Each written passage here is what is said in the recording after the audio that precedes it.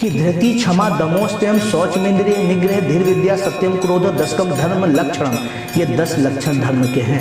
क्यों हम एस्ट्रोलॉजी पर विश्वास करें? एक कहावत है कि श्रद्धावान विद्या लभते, जो श्रद्धावान व्यक्ति है उसको विद्या का लाभ होता है। अब रेमेडीज से अगर सब सही हो जाता है तो फिर तो जीवन में कोई दुख समस्या परेशानी रहे ही ना। इस प्रकार का पर्दा पड़ा हुआ है, शक की निगाह से देखेंगे। लेकिन इस वर्ष में जब से हम लोग आए हैं तब से युद्ध और समस्याएं ही हम लोग देख रहे हैं। एक तो ये स्थिति है कि जो शनि है वो 12वें भाव में, हाँ, और 12 संख्या पे राशि पे भी चल रहा है। विध्वंस की ओर हम बढ़ रहे हैं। कौन सा ऐसा क्षण है जब हम मृत्यु की ओर नहीं जा रहे हैं? आपने धीरेन्द्र शास्त्री जी का नाम लिया, कैसे संभव है कि कोई व्यक्ति ऐसे पता लगा ले कि किसी के मन में क्या चल रहा है? बिल्कुल संभव है, यही हमारे भारत की दिव्यता है। माता की चौकी में गए और उन पर भगवान आ गए, माता आ गई, तो इसका मैं खंडन कर रहा हूँ। ये चीजें संभव नहीं। ऐसे कैसे किसी पर विश्वास किया जाए जिसको हमने देखा नहीं? आपका जीवन कौन चला रहा है? मैं प्रकृति कहूंगी। प्रकृति देखा है आपने उसको? जो जगाने की चाबियां हैं वो गणेश जी लेके बैठे हैं, इसीलिए वो देवताओं में प्रथम पूजनीय है, प्रथम वंदनीय है। सलमान खान मुस्लिम है जी, और मुस्लिम लोग ज्योतिष को बिल्कुल नहीं मानते। नहीं, ऐसा नहीं है, क्योंकि मेरे बहुत सारे शिष्य मुस्लिम हैं। अच्छा, मतलब ये रत्नवी धर्मों में बटे हुए हैं क्या? मानसिकताओं में बटे हुए हैं, जैसे काला जादू और तंत्र मंत्र जी। ये इसको आप कितना सही मानते हैं? सिकंदर मारण से ही मरा था। ये बहुत बड़ा स्टेटमेंट है। ये स्टेटमेंट राइट स्टेटमेंट है। सारे भगवान भारत में ही क्यों? संपूर्ण विश्व भारत कैसे जाना जाता है? हमारे वेद, हमारे पुराण, हमारे उपनिषदों के माध्यम से, हमारी दिव्य गाथाओं के माध्यम से। तो क्या किसी व्यक्ति की कुंडली नहीं है तो क्या उसके बारे में कुछ पता ही नहीं चलेगा? हाँ, बिल्कुल। तो उसके लिए है संपूर्ण विश्व भारत की इस दिव्य ज्ञान का साक्षी बनेगा और नतमस्तक होगा। ये मैं आपके पॉडकास्ट के माध्यम से कहने जा रहा हूँ।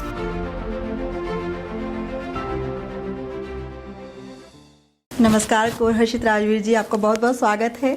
आप पहले भी आए थे तो लोगों ने बहुत पसंद किया आपको, और आप ऑलरेडी पहले एक फेमस एस्ट्रोलॉजर थे। उसके बाद अब मैंने देखा कि आपने अपना एक एप्लीकेशन भी स्टार्ट किया, और जहां मार्केट में इतने सारे एप्लीकेशंस हैं और जो 1000 प्लस का, करोड़ का प्लस का बिजनेस कर रहे हैं, तो अब आप भी उस रेस में शामिल हो गए या कोई और उद्देश्य है इस एप्लीकेशन को बनाने का? पहले तो बहुत बहुत धन्यवाद आपका और रचनाशाला पॉडकास्ट का, और आपका, आपकी समस्त टीम का बहुत बहुत धन्यवाद। सबसे पहले जैसे आपने बताया कि जो हमारी एस्ट्रोलॉजी की जर्नी थी वो कैसे आगे बढ़ी और हम कैसे इस एप्लीकेशन को हमने लॉन्च किया, और ये भी आपने एक बात कही जो कॉमर्शियल सोच के साथ, हाँ। तो ऐसा नहीं है। देखिए, हम लोग, हमारा स्टार्टिंग से विजन यही था। पिछली बार भी ये बहुत चर्चा हुई थी कि जो कंसल्टेशन बहुत कम लोगों को मिल पाता है, या मतलब कैसी चीज़ें हैं। तो अभी हमने जो एक एप्लीकेशन लॉन्च किया है, एस्ट्रो भारत AI उसका नाम है।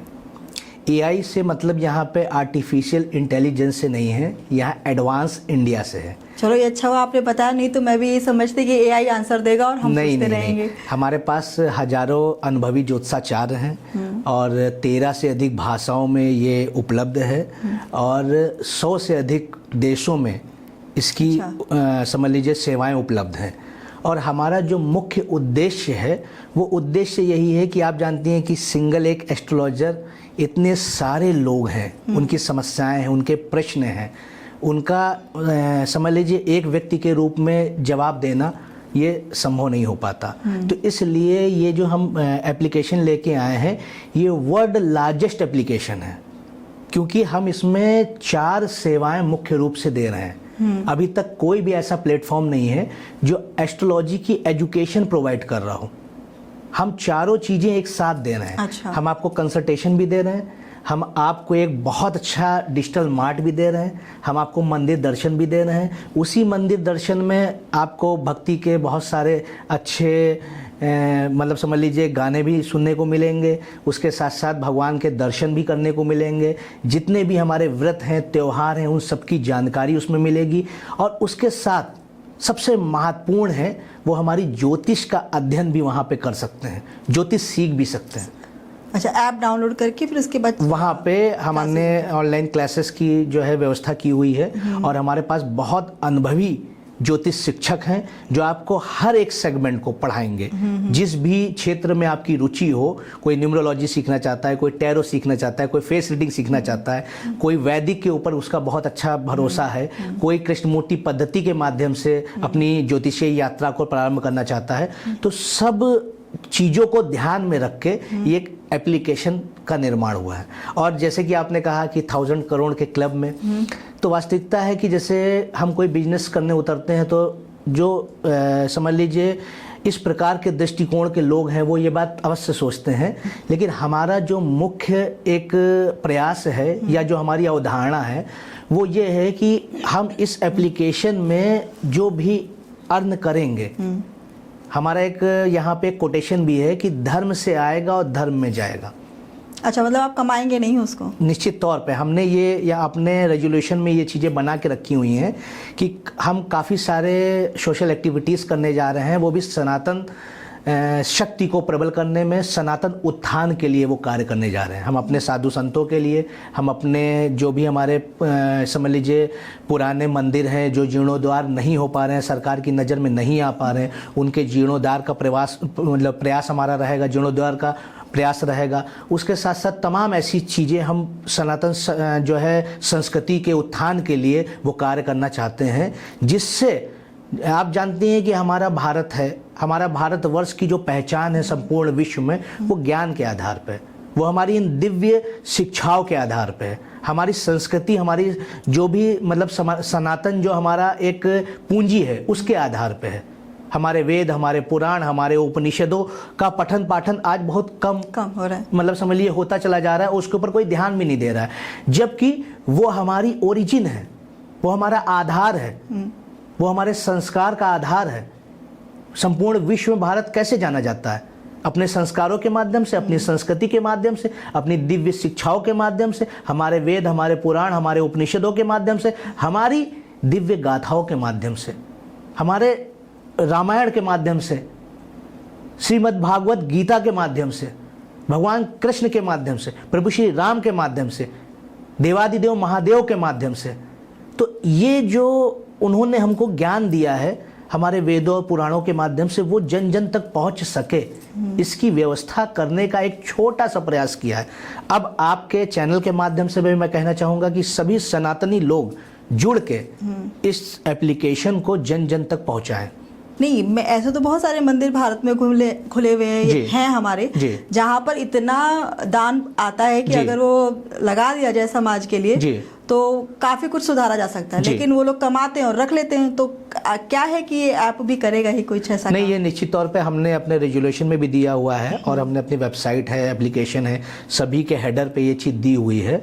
और ये रेजोल्यूशन हमने अपनी कंपनी में पास किया हुआ है कि मंदिर दर्शन या मंदिर से संबंधित या धर्म से संबंधित जो भी एक्टिविटीज़ से जो फंड आएगा वो हम निश्चित तौर पर हम सनातन उत्थान में उसको लगाएंगे।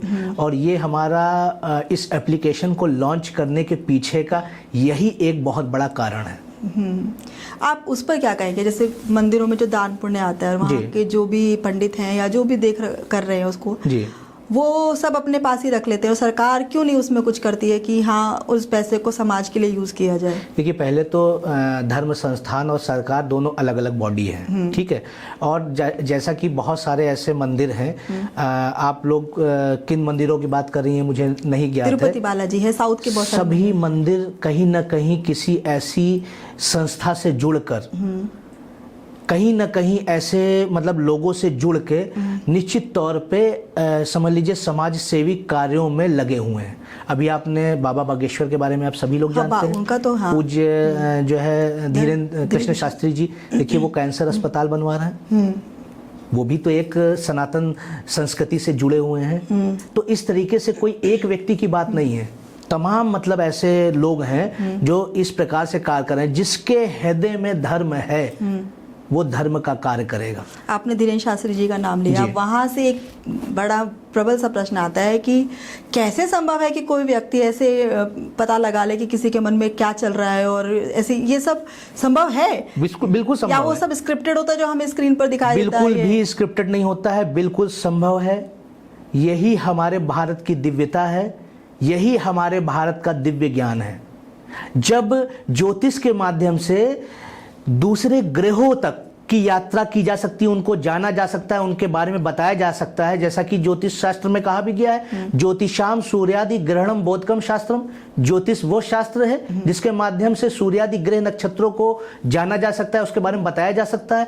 तो एक व्यक्ति विशेष के बारे में नहीं बताया जा सकता है। यही विद्याएं हैं, इन्हीं विद्याओं के माध्यम से भारत पूजनीय है। भारत विश्व गुरु की उपाधि सदियों से प्राप्त किए हुए हैं, यही सारी विद्याओं के माध्यम से। लेकिन हमारे आंखों के सामने जो एक इस प्रकार का पर्दा पड़ा हुआ है, शक की निगाह से देखेंगे तो पत्थर पत्थर ही नजर आएगा। लेकिन जब आप विश्वास करेंगे तो वो पत्थर कहीं शिव नजर आएंगे, तो कहीं राम नजर आएंगे, तो कहीं कृष्ण नजर आएंगे, तो कहीं आपको वही पत्थर में आपका जीवन, आपके आशीर्वाद का वो देव नजर आएगा, वो देवता नजर आएंगे। विश्वास की आप बात कर रहे हैं, ऐसे कैसे किसी पर विश्वास किया जाए जिसको हमने देखा नहीं, जिसके होने का हमें ये भी नहीं पता वो है या नहीं है, कि सिर्फ किताबों में लिख दिया गया, किसी की सोच है, कल्पना है, उस पर आप विश्वास करने के लिए कह रहे हैं? वो कैसे संभव? आपका जीवन कौन चला रहा है? मैं प्रकृति कहूंगी। प्रकृति देखा आपने उसको? अब नहीं, हम मेरा शरीर बना है, उसकी संरचना इस तरह से बना है ना आपका शरीर। किसी विज्ञान ने आपके शरीर की संरचना नहीं कर पाएगा। कोई विज्ञान है पूरा उसके पीछे। कोई विज्ञान इतना सक्षम नहीं है। अगर विज्ञान सक्षम है तो किसी अन्य ग्रह पे जीव की उत्पत्ति क्यों नहीं कर पा रहा है? वो तो सिर्फ पता लगाने का प्रयास कर रहा है कि अन्य किसी ग्रह पे जीवन संभव है कि नहीं है। जीवन उत्पन्न नहीं कर पा रहा है। ये शक्ति आध्यात्म के पास है। आप जिस जगत में श्वास लेते हैं, जो वायु अपने अंदर ग्रहण करते हैं, क्या उस वायु को आपने आज तक देखा है? नहीं, वायु को नहीं देखा, लेकिन जो भी हमारे वातावरण में हवा है उसमें ऑक्सीजन है, पेड़ पौधे हैं, तो जिसके कारण जीवन संभव है। पानी है, तो जिस प्लेनेट पर पानी नहीं है, पेड़ पौधे नहीं है, ऑक्सीजन नहीं है, तो वो तो साइंस हुआ ना। उसमें किसी साइंस का अर्थ क्या है? साइंस सिर्फ चीजों को कैलकुलेट कर सकता है। H2O में ये बता सकता है कि हाइड्रोजन के 2 अणु और ऑक्सीजन का 1 अणु है। H2O की उत्पत्ति नहीं कर सकता है विज्ञान। जल की उत्पत्ति नहीं कर सकता है। जल की उत्पत्ति आध्यात्म के माध्यम से परमात्मा और प्रकृति ही कर सकती है। और आध्यात्म वो है जो हमें इसका बोध कराता है, हमको इसका ज्ञान देता है, वो आध्यात्म है। आत्मा का अध्ययन ही आध्यात्म है। ये जो हमारे भीतर स्थूल शरीर के अंदर सूक्ष्म शरीर है, वही सूक्ष्म शरीर देने वाला परमात्मा है और प्रकृति है। एक क्षण के लिए वो सूक्ष्म शरीर हमारे शरीर से हट जाता है तो कोई किसी प्रकार का विज्ञान, कोई किसी प्रकार की गणनाएं, किसी प्रकार की शक्ति उसका कुछ नहीं कर पाती है। वो मृत घोषित कर दिया जाता है। ऐसे कैसे संभव है? मैंने लोगों को देखा है कि वो किसी माता की चौकी में गए और उन पर भगवान आ गए, माता आ गई जी। अभी मैं एक सुधा चंद्रन जी का वीडियो देख रही थी, उनके घर में माता की चौकी हुई और उन पर माता आ गई और उन्होंने कहा कि ये मेरे साथ अक्सर होता है जी। इसका मैं खंडन करता हूं। इसका मैं खंडन कर रहा हूं।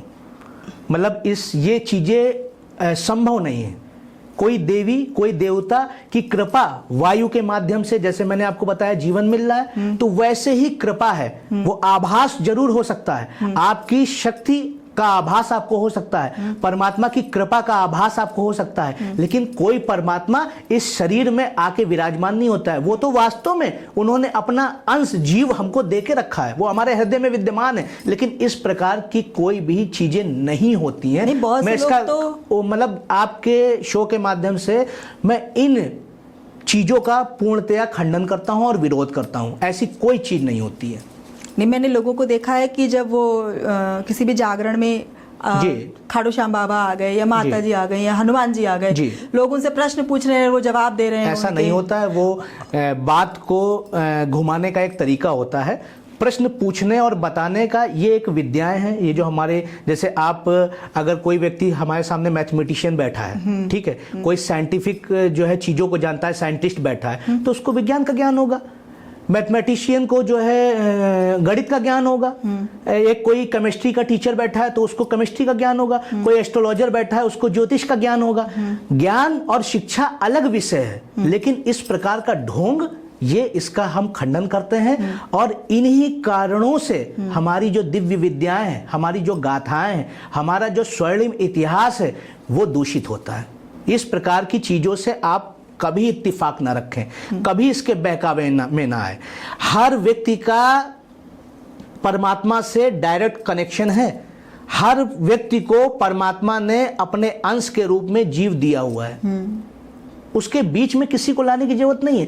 वो बात अलग है कि आप कोई शिक्षा किसी शिक्षक से सीखते हैं, आप अपनी माता पिता के द्वारा पालन पोषण प्राप्त करते हैं, आप अपने गुरु के द्वारा ज्ञान प्राप्त करते हैं, आप सूर्य के द्वारा ऊर्जा प्राप्त करते हैं, आप नदियों के जलप्रपात के द्वारा प्यास को बुझाते हैं, आप माता धरती के ऊपर आश्रय लेके बैठे हुए हैं। लेकिन आप ये कह दें कि कोई परमात्मा किसी व्यक्ति के शरीर में प्रवेश कर जाएगा, उतने हमारे शरीर में संबल नहीं है, उतने हमारे शरीर में शुद्धता नहीं है कि वो प्रवेश करेंगे, क्योंकि वो उस ऊर्जा पुंज का बहुत बड़ा स्रोत है।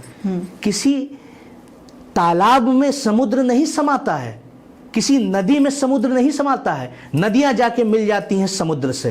ये हर व्यक्ति को ज्ञात होना चाहिए। वो तो साइंस है ना, उसका ग्रेविटी है, उसका जो फ्लो है, ग्रेविटी है। वो बात, ग्रेविटी शब्द जो है ये कहां से उत्पन्न हुआ है?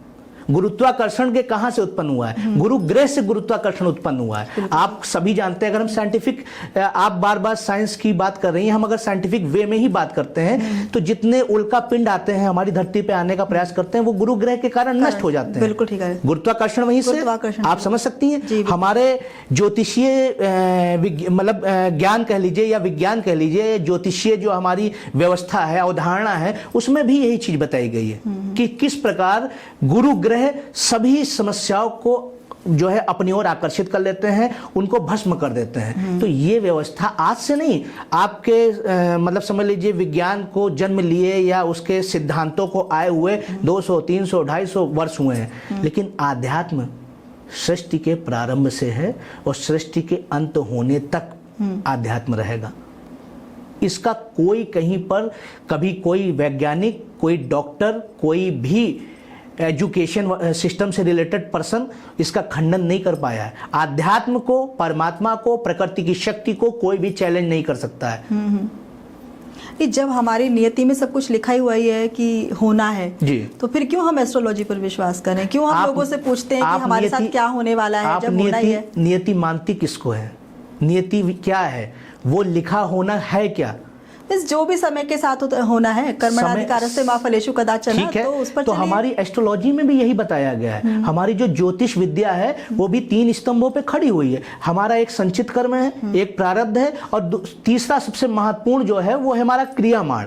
जो संचित कर्म है हमारे जन्म जन्मांतर से, जो हम अपनी अच्छे कर्मों की पूंजी बचा के रखते हैं, जिसके माध्यम से हमें अच्छे योग मिलते हैं। उसी व्यक्ति को कहीं अंबानी के परिवार में जन्म मिल जाता है, कोई अमिताभ बच्चन का लड़का बन के अभिषेक बच्चन बनकर बैठ जाता है, और उसी कुंडली के माध्यम से जो हमको प्रारब्ध मिल जाते हैं, और वो अंबानी का दूसरा लड़का बन के भी अनिल अंबानी की जैसे स्ट्रगल करने लगता है बाद में। तो ये जो है वो क्रियामाण का सही ढंग से उपयोग नहीं किया। एक है मुकेश अंबानी, एक है अनिल अंबानी। मुकेश अंबानी ने धर्म को धारण किया, उन्होंने अपने पिता का सम्मान किया, माता का सम्मान किया, राष्ट्र को सर्वोपरि रखा।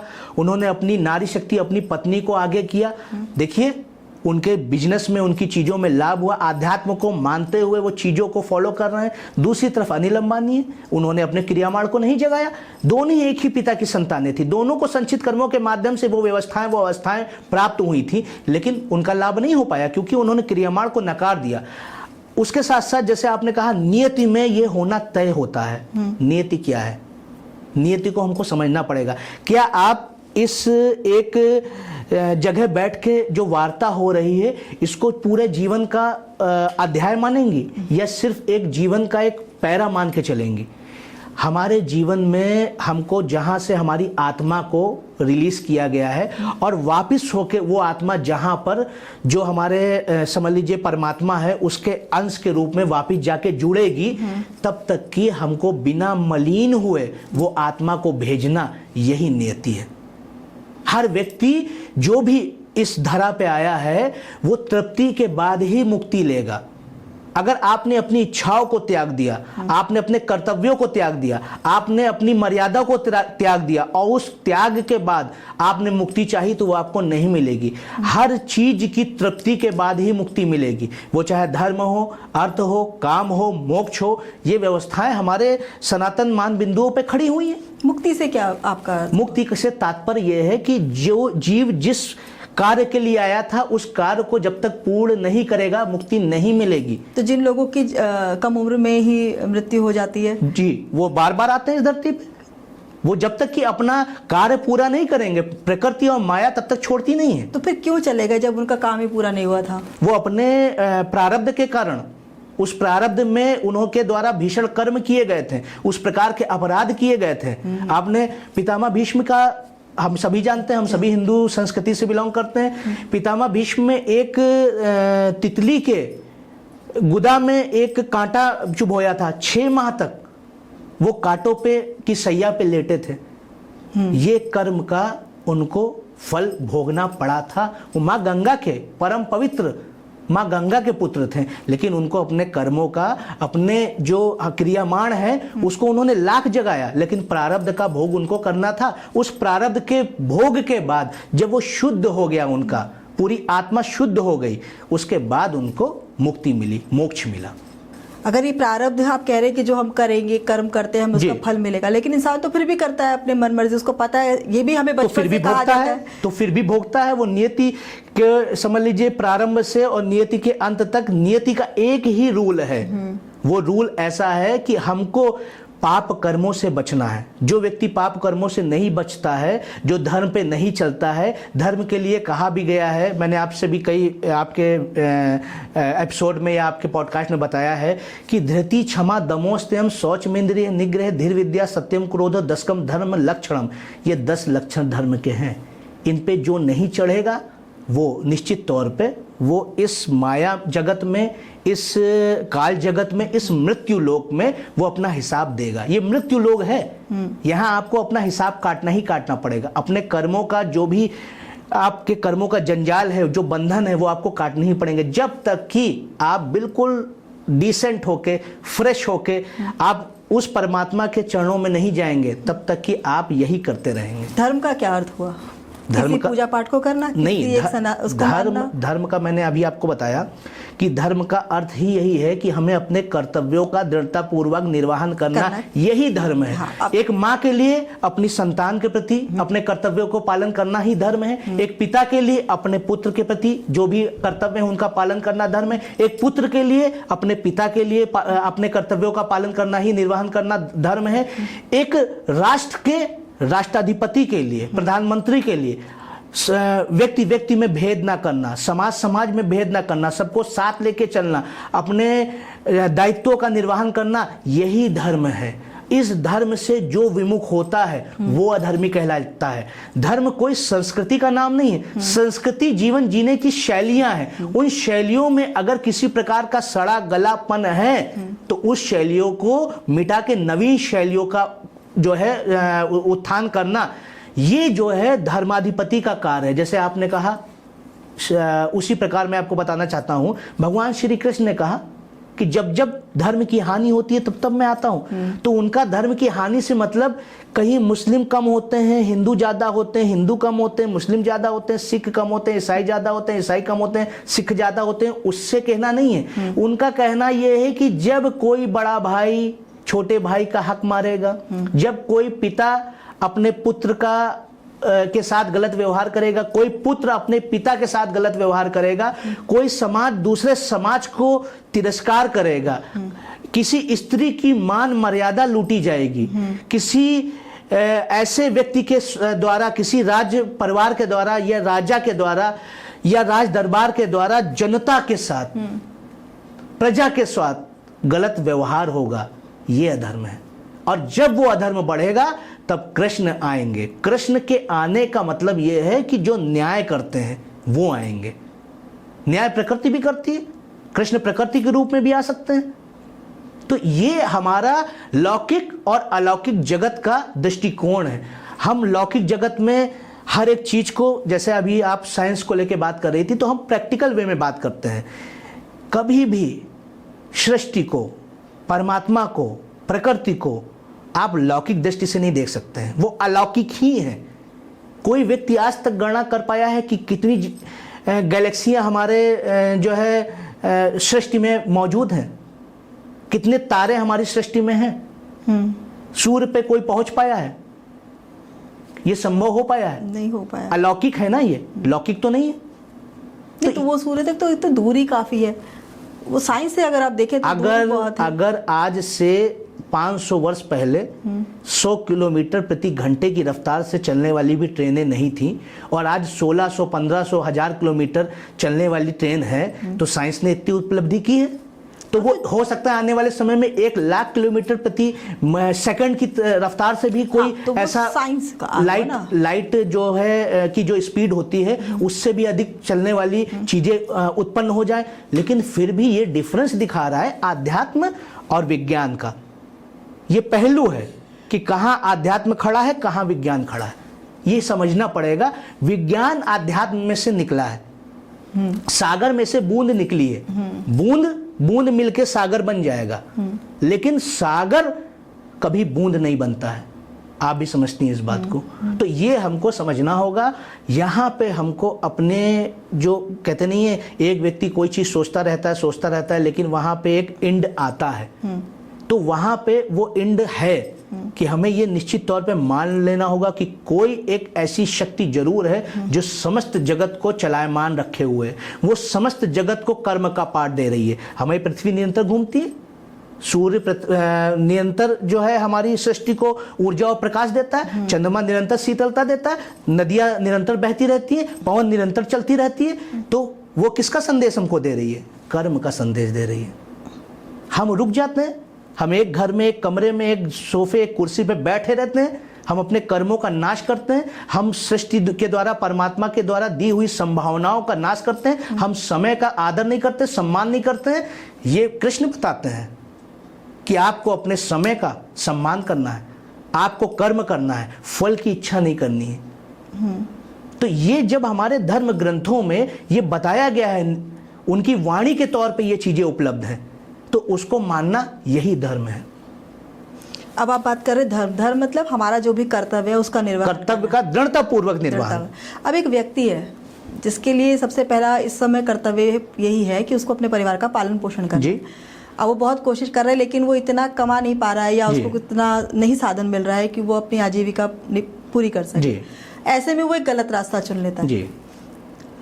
तो वहां पर क्या महत्वपूर्ण हो गया, धर्म या कर्तव्य? आप निश्चित तौर पे जब आप एक धर्म निभाते हैं तो धर्म एक व्यक्ति के लिए नहीं निभाया जाता है, धर्म स्वयं के लिए निभाया जाता है। आप अगर गलत मार्ग पे चल के किसी का भला कर रहे हैं तो ये भी आपका अधर्म का भाग हुआ।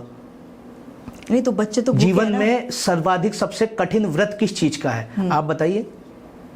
कर्तव्य का सबसे कठिन व्रत जो है वो सत्य का है, जो एक क्षण के लिए भी रहना मुश्किल है आज के कलिकाल में, कलयुग में। उसको निभाते हुए जो व्यक्ति अपने कर्तव्यों का, अपने दायित्वों का निर्वहन करेगा, वही मोक्ष का अधिकारी होगा, वही धर्माधिपति कहलाएगा, वही अपने धर्म को धारण करने योग्य बनेगा। देवता उसके साथ खड़े होंगे। आपने एक बहुत छोटी सी उदाहरण दिया, जो व्यूअर्स होंगे वो भी कहेंगे कि इस बात से हम बच रहे हैं कि आपने पूछा कि एक पिता अपने बच्चे का पालन पोषण कैसे करे। आप ये बताइए कि अर्थ हमारे जीवन में संपूर्ण भाग लेकर बैठा है कि एक अंश लेके बैठा है? अर्थ की महत्वता हमारे जीवन में कितनी है? अगर कलयुग में देखा जाए तो बहुत है। जब तक पेट नहीं भरा होगा तब तक तो ज्ञान भी अच्छा नहीं लगता। अच्छा ये बताइए कि पेट सिर्फ भोजन से ही भरते हैं ना? अगर एक पेट तो पशु भी भरता है, और मनुष्य क्यों और पशु में भेद क्यों है? क्योंकि मनुष्य ज्ञान से भी पेट भरता है, मनुष्य संस्कार से भी पेट भरता है, मनुष्य विद्या अध्ययन से भी पेट भरता है। वो पेट भरने का मतलब मेरा सेंस समझिएगा कि वो उसका मतलब समझ लीजिए उस चीज को प्राप्त करके अपने जीवन को आगे बढ़ाता है। पेट भरने का सेंस ये है हमारा कि वो एक हमारे जो सनातन संस्कृति में कहा गया है कि धर्म, अर्थ, काम, मोक्ष। सिर्फ धर्म को सर्वोपरि नहीं बताया गया, सिर्फ काम को सर्वोपरि नहीं बताया गया, सिर्फ मोक्ष को सर्वोपरि नहीं बताया गया, सिर्फ अर्थ को सर्वोपरि नहीं बताया गया। अर्थ का हिस्सा हमारे जीवन में 25% है, धर्म का हिस्सा हमारे जीवन में 25% है, काम का हिस्सा हमारे जीवन में 25% है, और इसी प्रकार अर्थ का हिस्सा हमारे जीवन में 25% है, 100% नहीं है। लेकिन ये है ना, खाली पेट भजन ना होए को पाला। तो कर्म करके देखिए, हर व्यक्ति निश्चित तौर पे, जो भी व्यक्ति शिक्षित है, किसी विद्या को धारण करके बैठा है, कोई भी गुणों को लेके बैठा है, वो आजीविका के लिए जो धनोपार्जन करना आवश्यक होता है वो प्राप्त कर रहा है। लेकिन जब आप अपनी आकांक्षाओं को दबाकर या उसको महत्वाकांक्षा का नाम दे देते हैं तो आप गलत रास्ते पे जाएंगे। आपकी जो आकांक्षाएं हैं, जो आपके जीवन का काल में जो चीजें आवश्यक होती हैं, उतना धन अवश्य व्यक्ति कमा सकता है।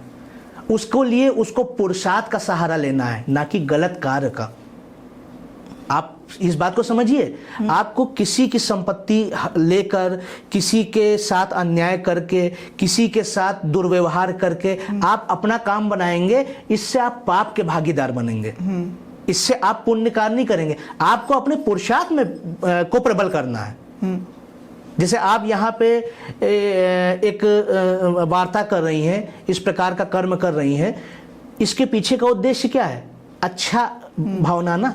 आपने अपने शो का नाम रखा रचनाशाला, एक रचनाओं का केंद्र है ये। यहाँ पर कवि भी आते हैं, यहाँ साहित्यकार भी आते हैं, यहाँ ज्योतिषी भी आते हैं, यहाँ सोशल वर्कर भी आते हैं। आपने इन सब मोतियों को एक माला में पिरोने का आप कार्य कर रही हैं, तो इसके विपरीत जाके कुछ अधर्म भी कर सकती हैं आप, लेकिन आपने धर्म का रास्ता चुना। क्यों चुना? इसके पीछे आपके संस्कार है, इसके पीछे आपका एक सहृदय भावना है कि नहीं, हमको सच के रास्ते पे, सृजन के रास्ते पे, सम्मान के रास्ते से अपनी यात्रा को प्रारंभ करना है। लेकिन सबके लिए नहीं हो पाता ना, साधन भी तो उपलब्ध होने तो वही भोगते हैं। आपने देखा होगा, मैं मतलब इन बातों को अगर आपको दिखाना होगा तो दिखाइएगा, जैसा आपकी मर्जी है। देखिए, लोकप्रियता बहुत लोग बहुत अलग ढंग से भी प्राप्त कर रहे हैं। हाँ, नहीं, ठीक बात आप समझती होंगी। हाँ, हम लोग इस बात को रखेंगे कि इंस्टाग्राम पर हम देखते हैं हर तरह के रील्स आ रही किस प्रकार से। अब जैसे मैं भी एस्ट्रोलॉजर हूँ, अभी मैं भी कोई बात कह दूं कि नहीं, मैंने तो क्या बोलते हैं, एक सड़क पे चलने वाले रिक्शे वाले को मैंने 100 करोड़ का मालिक बना दिया। हाँ, और वो मैं देखती हूँ, बहुत सारे एस्ट्रोलॉजर्स आते हैं कि आप ये वाला मोती पहनो, आप अमीर हो जाओगे, आप ये वाला टोटका करो तो आपके बहुत पैसे बरसने लगेंगे। आपको क्या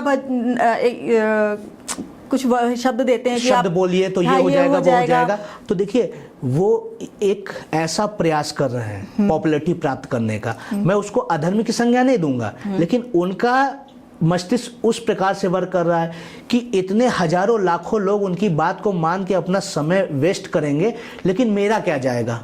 वो लोग तो मुझे देखने लगेंगे, पसंद करने लगेंगे, मुझे मानने लगेंगे, मुझे जानने लगेंगे। तो आप ये कहना चाह रहे हैं कि लोगों को सीधे सीधे रास्ते पे जाना कठिन लगता है, ये शॉर्टकट ज्यादा अच्छा लगता है, लोगों को पसंद भी आता है। पसंद भी आता है।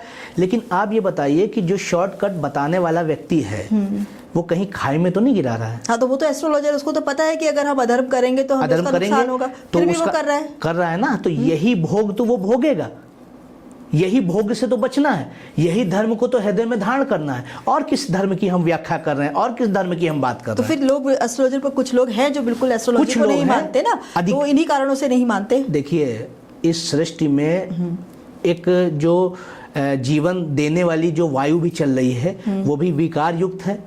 आप भी समझती हैं, जिस कारखाने के पास जो विषैली गैसें निकल रहे हैं, वहां जाके आप श्वास लेंगे तो आपका शरीर, आपके मस्तिष्क, आपके जीवन पे असर पड़ेगा। एक बाग, एक बगीचे में, एक वृक्ष के, नीम के पौधे के नीचे, पेड़ के नीचे बैठ के अगर आप श्वास लेंगे, दोनों में से श्वास आपको कहाँ लेना है?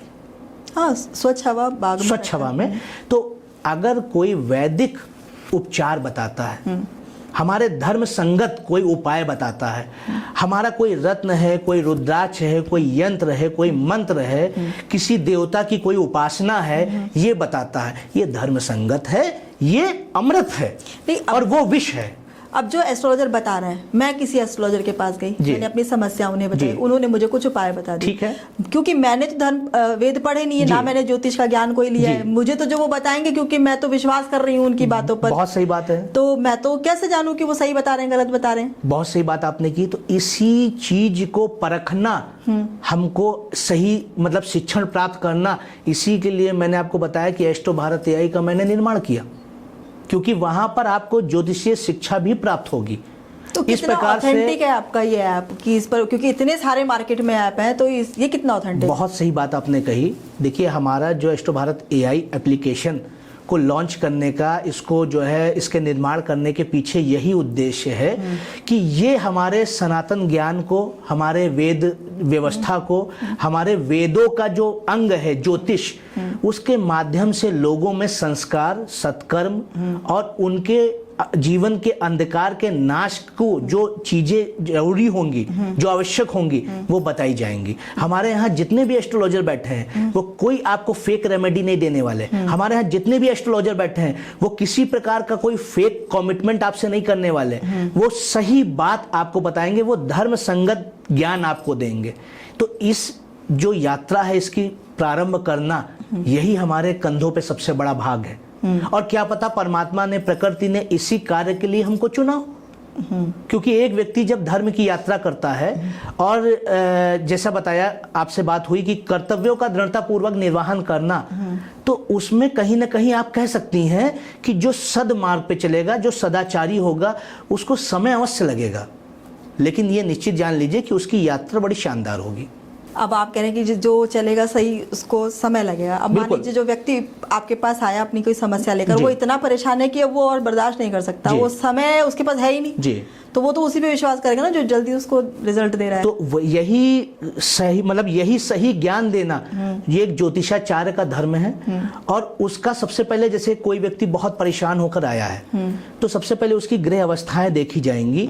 क्या ऐसा गोचर अवस्था, क्या ऐसी महादशा, कौन सी ऐसी अंतर्दशा चल रही है जिसके कारण उसका मन विचलित है।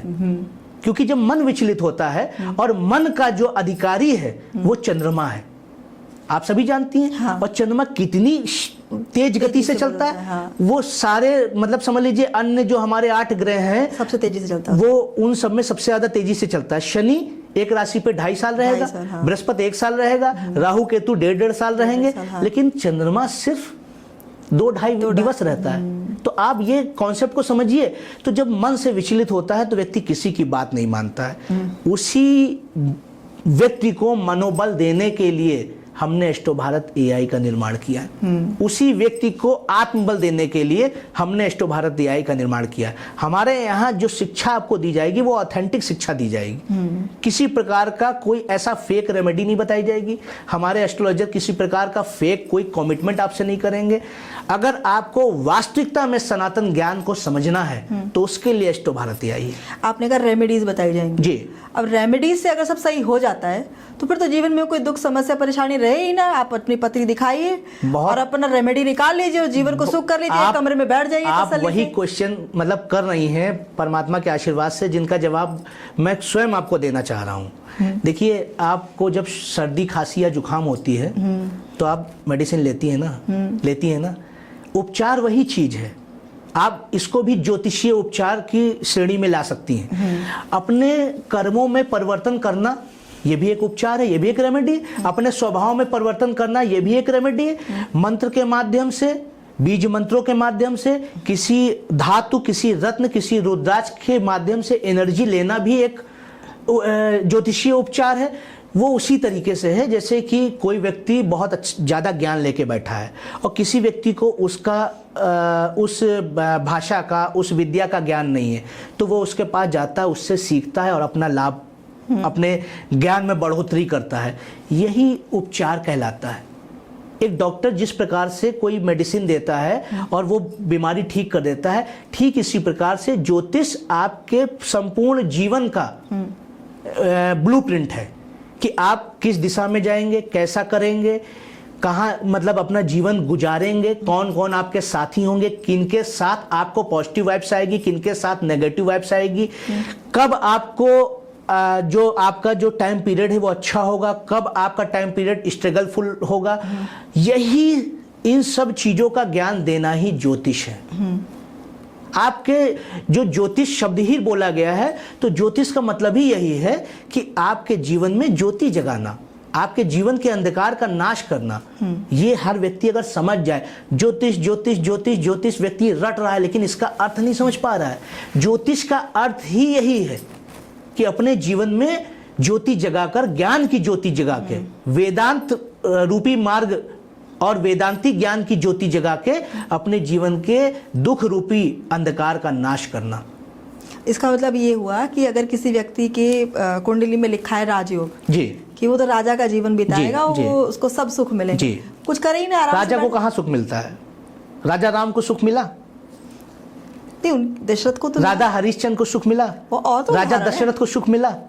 राजा का मतलब दूसरा है और सुख दूसरी चीज है। एक कृषक भी सुखी रहता है, एक गाय चराने वाला भी सुखी रहता है। सुख और राजा ये दोनों अलग अलग भेद हैं इनमें। एक राजा अपनी प्रजा को लेकर दुखी रहता है, वर्षा नहीं हो रही है इसका दुख होता था राजा को, उसके समाज में अव्यवस्था है इसका दुख होता था। तो राजा और सुख एक दूसरे के विरोधी हैं। आप ये पहले समझिए, प्रश्नों का मैं आपको वो बता रहा हूं।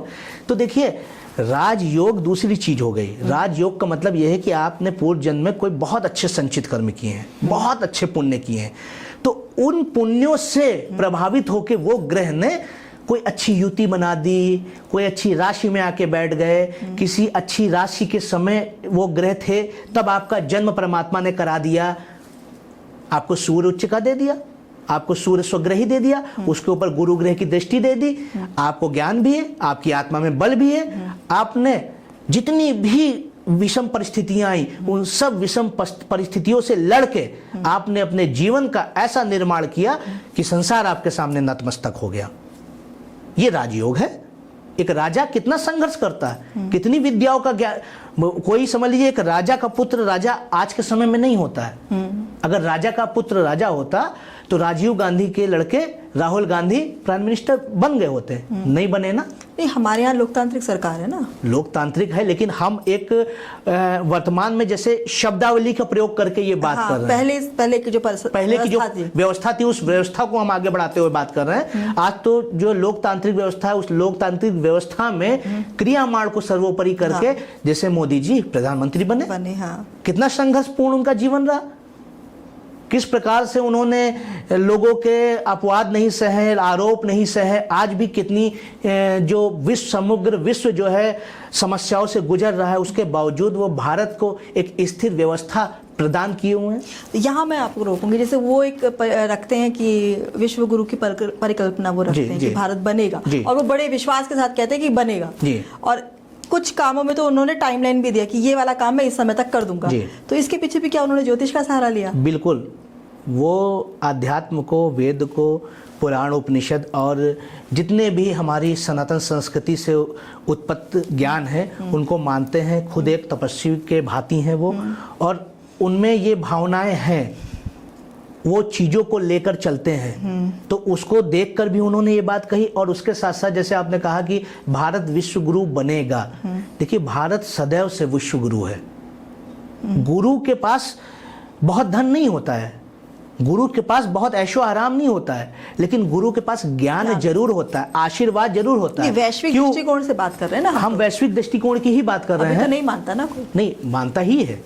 आज भी आप मथुरा वृंदावन चले जाइए, तमाम रशिया से और क्या बोलते हैं जापान से, भूटान से और क्या बोलते हैं तो अलग अलग देशों से आके प्रभावित है हमारी संस्कृति से समझ लीजिए आके नतमस्तक हैं। और वो अपना जीवन छोड़ के, जो आधुनिकता का उनका जीवन है उसको छोड़ के वो हमारे यहाँ आके बस रहे हैं।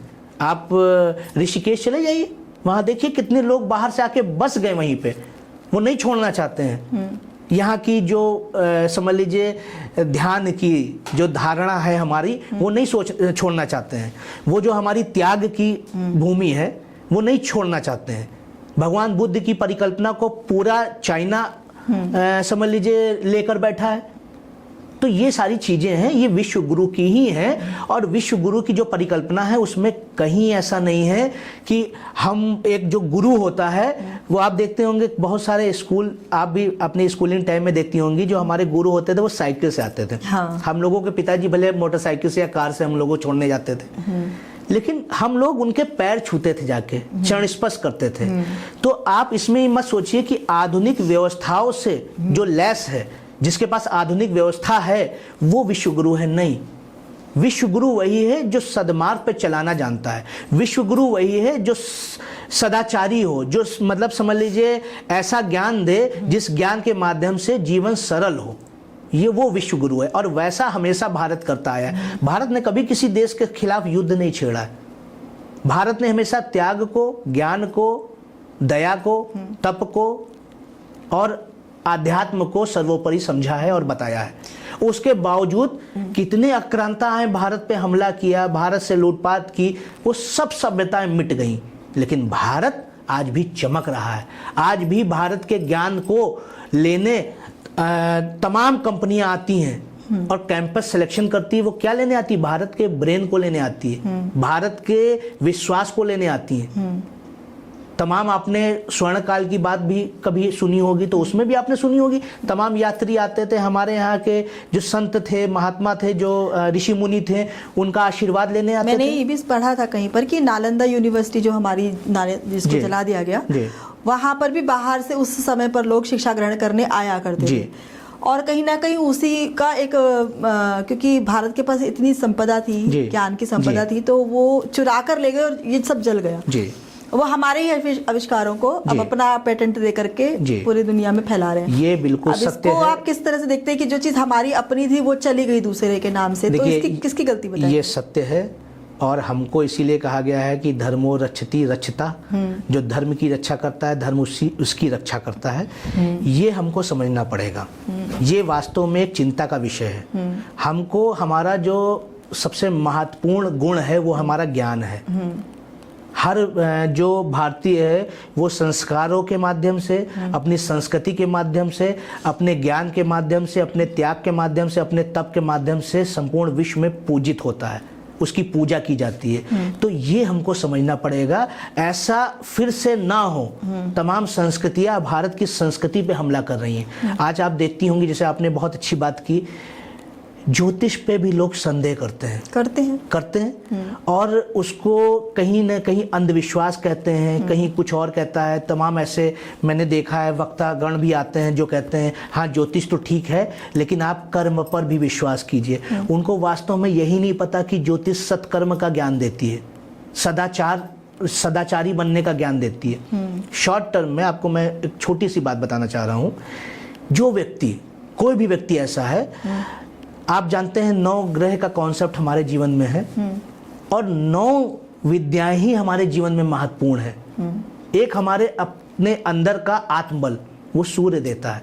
एक मनोबल, वो हमारा चंद्रमा देता है। एक बाहुबल, वो हमारा मंगल देता है। एक ज्ञान बल, वो हमारा गुरु देता है। एक युक्ति और बुद्धि, वो हमारा बुद्ध देता है। एक कर्म का ज्ञान, वो हमारा शनि देता है। हमारी इच्छाओं का जन्म वो शुक्र कराता है और वैराग्य हमारा केतु देता है और राहु वो योजनाएं बनाने में साथ देता है, सहयोग करता है। तो ये जो 9 ग्रहों की परिकल्पना है, जो व्यवस्था है, इसमें कहाँ अधर्म आपको दिखाई पड़ता है, कहाँ अंधविश्वास दिखाई पड़ता है? यहाँ मैं एक चीज़ पर टोकती हूँ। जैसे हमारे यहाँ एक व्यवस्था बना दी गई कि लेडीज़ को मासिक धर्म के समय पर मंदिरों में नहीं जाना, पूजा नहीं करनी। तो ये इसका भी कुछ धार्मिक है, वैज्ञानिक है, या सिर्फ एक पैतराजी का कि हाँ पुरुष तक जो हमारा समाज है? नहीं, मेरा इसमें व्यक्तिगत जो, क्योंकि ये एक ऐसा विषय है कि इसमें मैं किसी धर्म संगत कोई जो है मतलब अपना वक्तव्य दूंगा तो ये बात अलग हो जाएगी। मेरा व्यक्तिगत मानना ऐसा है कि मासिक धर्म के समय एक ऐसी प्रक्रिया हो रही होती है जिसके माध्यम से उस व्यक्ति को, मतलब व्यक्ति का मतलब उस जातक को, उस प्राणी को मतलब पीड़ा सी होती है, शरीर में ऐसी मतलब समझ लीजिए असंतुलन होता है। तो उस समय उसको एक आराम दिया जाए, कोई किसी प्रकार का कष्ट ना दिया जाए। इस कारण उसको ये सारे कार्यों से रोका गया था। सिर्फ मंदिर में जाने से नहीं, सिर्फ खाना बनाने से नहीं, किसी चीजों को छूने से नहीं, वो 3 दिवस 4 दिवस उसको आराम मिल सके। नहीं तो आप समझिए जैसे प्रकृति वैसी नारी है। अब डर पर आते हैं, जैसे काला जादू और तंत्र मंत्र, ये इसको आप कितना सही मानते हैं? क्योंकि लोगों को एक होली पर हमारा होता है त्योहार पर कि आप बाहर मत निकलिए, सड़क चौराहे पर कुछ मिलेगा, हमें अक्सर कहा जाता है होली के त्योहारों पर, दीपावली पर, जो हमारे सबसे बड़े त्योहार हैं। तो उसको आप कितना सही मानते हैं कि काला जादू और तंत्र मंत्र? ये सब उसी से रिलेट करते हैं कि एक देखिए, जादू टोना और ये तंत्र मंत्र यंत्र ये होते हैं, ये विचार का अंग है। अभिचार जो होता है मारण, मोहन, वशीकरण, उच्चाटन, स्तंभन, इन सब का अंग है, लेकिन उनका उपयोग दूसरा था। अब आपको एक तलवार देके रखी गई है, उस तलवार से आप अपनी आत्मरक्षा भी कर सकते हैं और दूसरे का वध भी कर सकते हैं। न्याय संगत क्या है, धर्म संगत क्या है? अपनी रक्षा के लिए उस तलवार का प्रयोग करना, ना कि किसी के हनन के लिए, किसी से लूटने के लिए, किसी को मारने के लिए उस तलवार का प्रयोग करना। तो ये जैसे आपकी विज्ञान की श्रेणी में ये कृत्य आते हैं, क्रियाएं आती हैं, वैसी ही हमारी अभिचार जो अवस्थाएं हैं वो अपने वो प्राचीन काल की व्यवस्थाओं में वो चीज़ें आती थी। मारण होता था, मोहन होता था, वशीकरण होता था, स्तंभन होता था, उच्चाटन होता था। तो जैसे कोई पशु है वो आ रहा है आपके ऊपर हमला करने जा रहा है, तो इसमें क्या कर दिया, मोहन कर दिया, स्तंभन कर दिया, उच्चाटन कर दिया, तो वो क्या हुआ, वो उस चीज को आपको उसने हानि नहीं पहुंचाई। या कोई शत्रु राजा जो है आपके ऊपर हमला करने जा रहा है तो मारण कर दिया उस राजा का, वो राजा को समस्या हुई और वो वहीं पे उसका प्राण चले गए और उनकी सेना ने हमला करने से रोक दिया।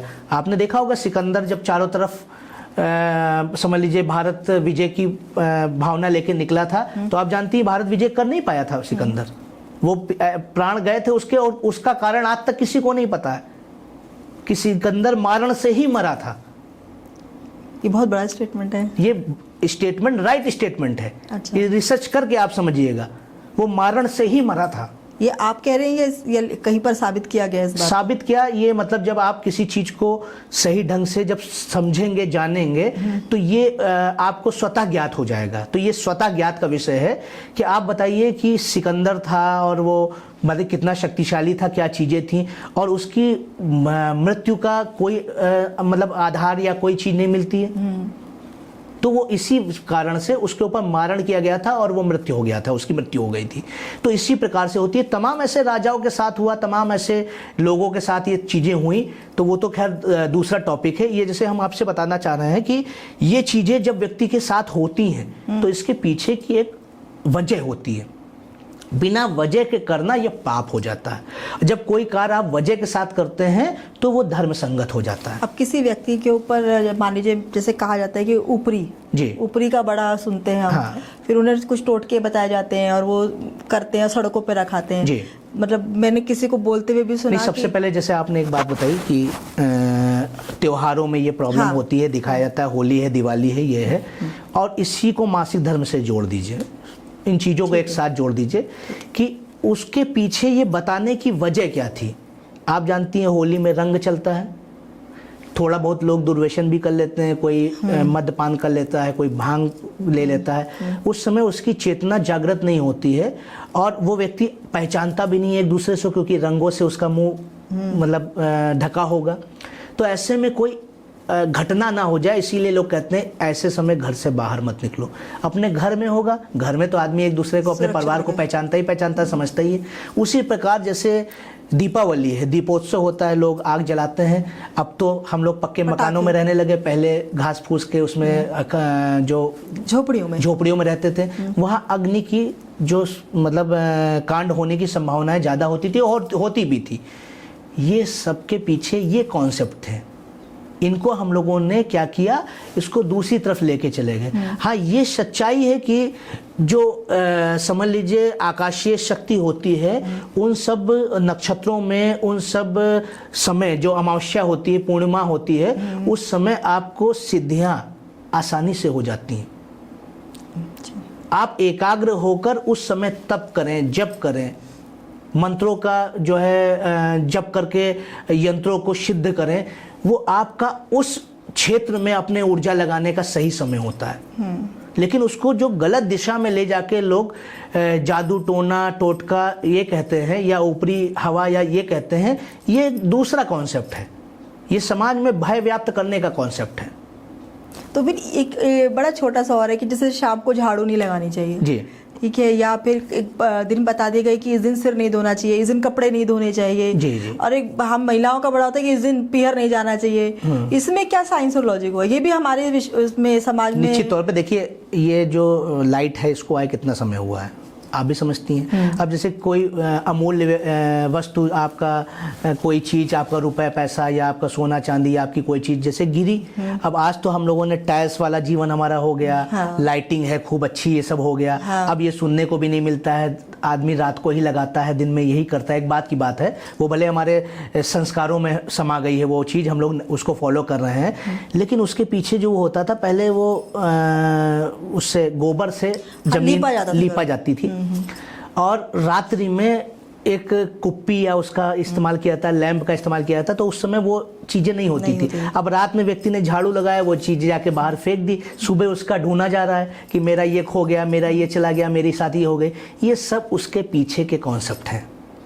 अच्छा, ये सब उसके पीछे के कॉन्सेप्ट हैं, बल्कि ऐसा कुछ भी नहीं होता है। ये सामान्य प्रक्रिया है। बड़े बड़े लोगों को भी देखा है कि वो कुछ पर्टिकुलर रिचुअल्स फॉलो करते हैं, जैसे कि मैंने विराट कोहली जी का देखा कि जब वो खेलने जाते हैं तो कोई एक पर्टिकुलर रिचुअल है जिसको वो फॉलो करते हैं।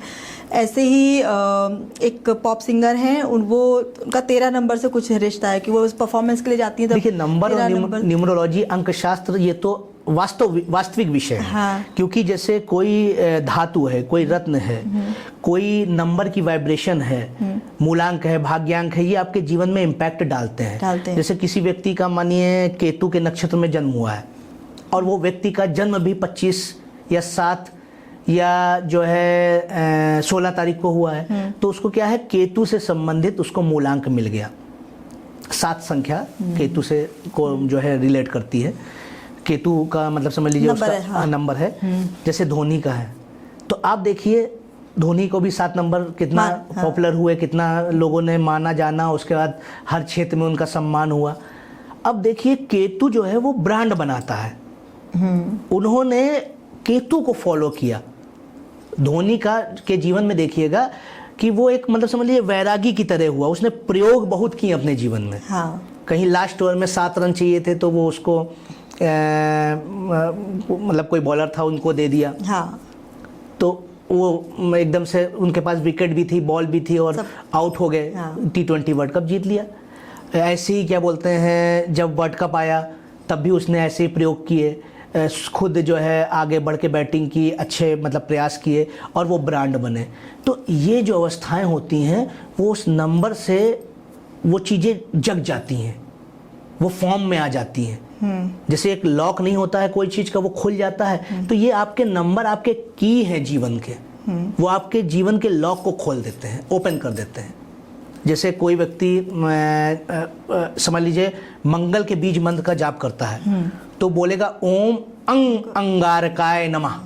तो जब बोलेगा अंगारकाय नमः, तो देखिए वो जो वाइब्रेशन है आपके बाजुओं तक जारी, शोल्डर तक, और बाजू किसके कारक हैं, मंगल के कारक हैं। ठीक है। इसी प्रकार कोई व्यक्ति जैसे बोल रहा है ओम गंग गणपते नमः, तो गंग जब बोलेंगे तो मूलाधार तक आपकी वो गंग की वाइब्रेशन जाएगी। मूलाधार का देवता कौन है, गणेश जी। सारे जो चक्र हैं, अन्य 6 चक्र, वो मूलाधार से ही उत्पन्न हुए हैं। आपकी कुंडलिनी कहाँ पे सोई रहती है, वो मूलाधार में ही सोई रहती है। तो इसको जगाने का जो क्षेत्र है, जो जगाने की चाबियां हैं, वो गणेश जी लेके बैठे हैं। इसीलिए वो देवताओं में प्रथम पूजनीय है, प्रथम वंदनीय है।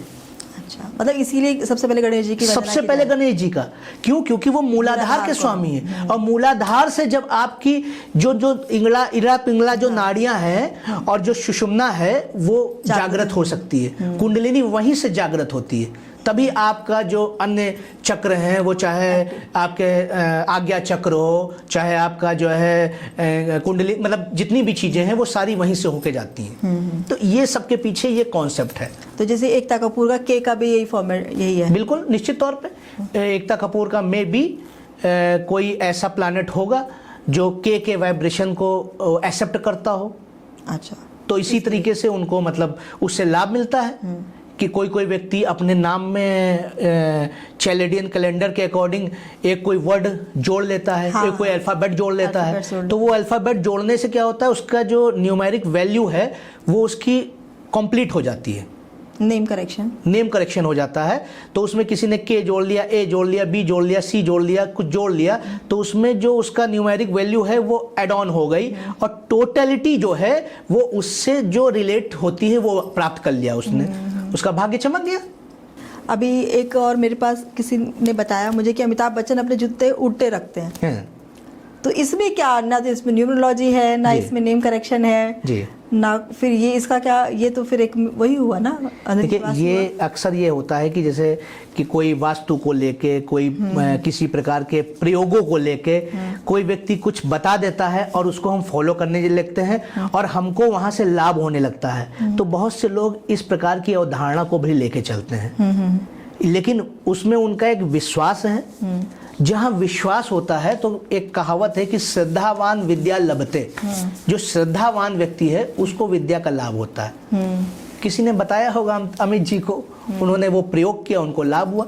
लेकिन आप देखती हैं अमित जी एक उंगली में दो नीलम भी पहनते हैं, वो शनि प्रधान व्यक्ति हैं, कर्मयोगी हैं, इतनी आयु के बाद भी देखिए काम कर रहे हैं और अच्छा काम कर रहे हैं।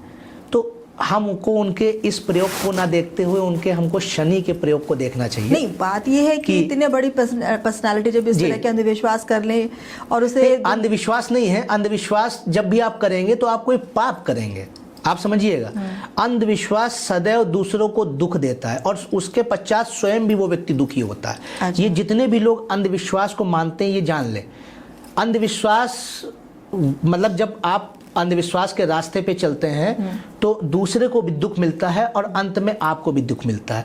तो आप विश्वास कीजिए, हर एक चीज को समझ के बूझ के उसको जानिए, लेकिन अंधविश्वास जीवन में उसको कहीं कोई स्थान मत दीजिए, न किसी व्यक्ति पर, न किसी विद्या पे, न किसी समाज पर, न किसी कार्य पे। कभी भी आपको अंधविश्वास नहीं करना है। और हाँ, उस समय आपको बिल्कुल ट्रांसपेरेंट होके खड़े होना है जब आपकी कोई धर्म को की हानि आपको पहुंचाने का प्रयास करे, आपके संकल्प पे हानि पहुंचाने का प्रयास करे, आपके कर्तव्यों में पालन करने में बीच में अवरोध बने, उस समय आपको बिल्कुल स्पष्टवादी होके खड़े होना है।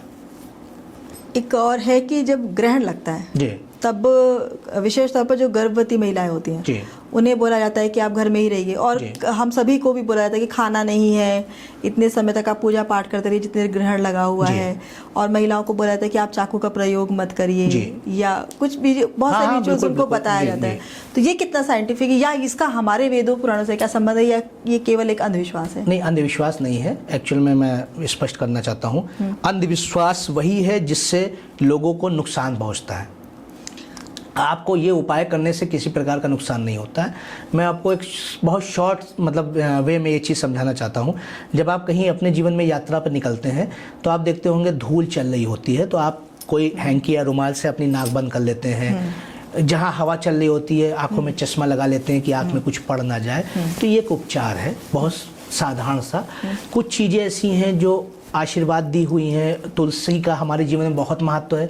लोग कहते हैं कि ग्रहण के दौरान तुलसी दल मतलब तुलसी रख देना चाहिए भोजन में या उसमें, या गोबर का लेपन रख लेना चाहिए। गोबर की कंडी हम लोगों के यहाँ गौ के जो है उसका भी बहुत बड़ा महत्व है। तो ये जो चीज़ें हैं ये हमको किसी प्रकार का नुकसान तो दे नहीं रही हैं। और ये आप खुद सोचिए कि दो ऊर्जा के बिंदु, एक जो सूर्य है वो आप जानती हैं कि उसी के प्रकाश से हमारे जो भी जितनी भी आप सब्जी या जितने भी अन्य जितने भी चीज़ें बनती हैं, जो भी प्रकृति का पालन पोषण हो रहा है वो सूर्य की ऊर्जा से हो रहा है। इस बात को कोई विज्ञान, कोई व्यक्ति काट नहीं सकता है। आप असहमत हैं इस बात से?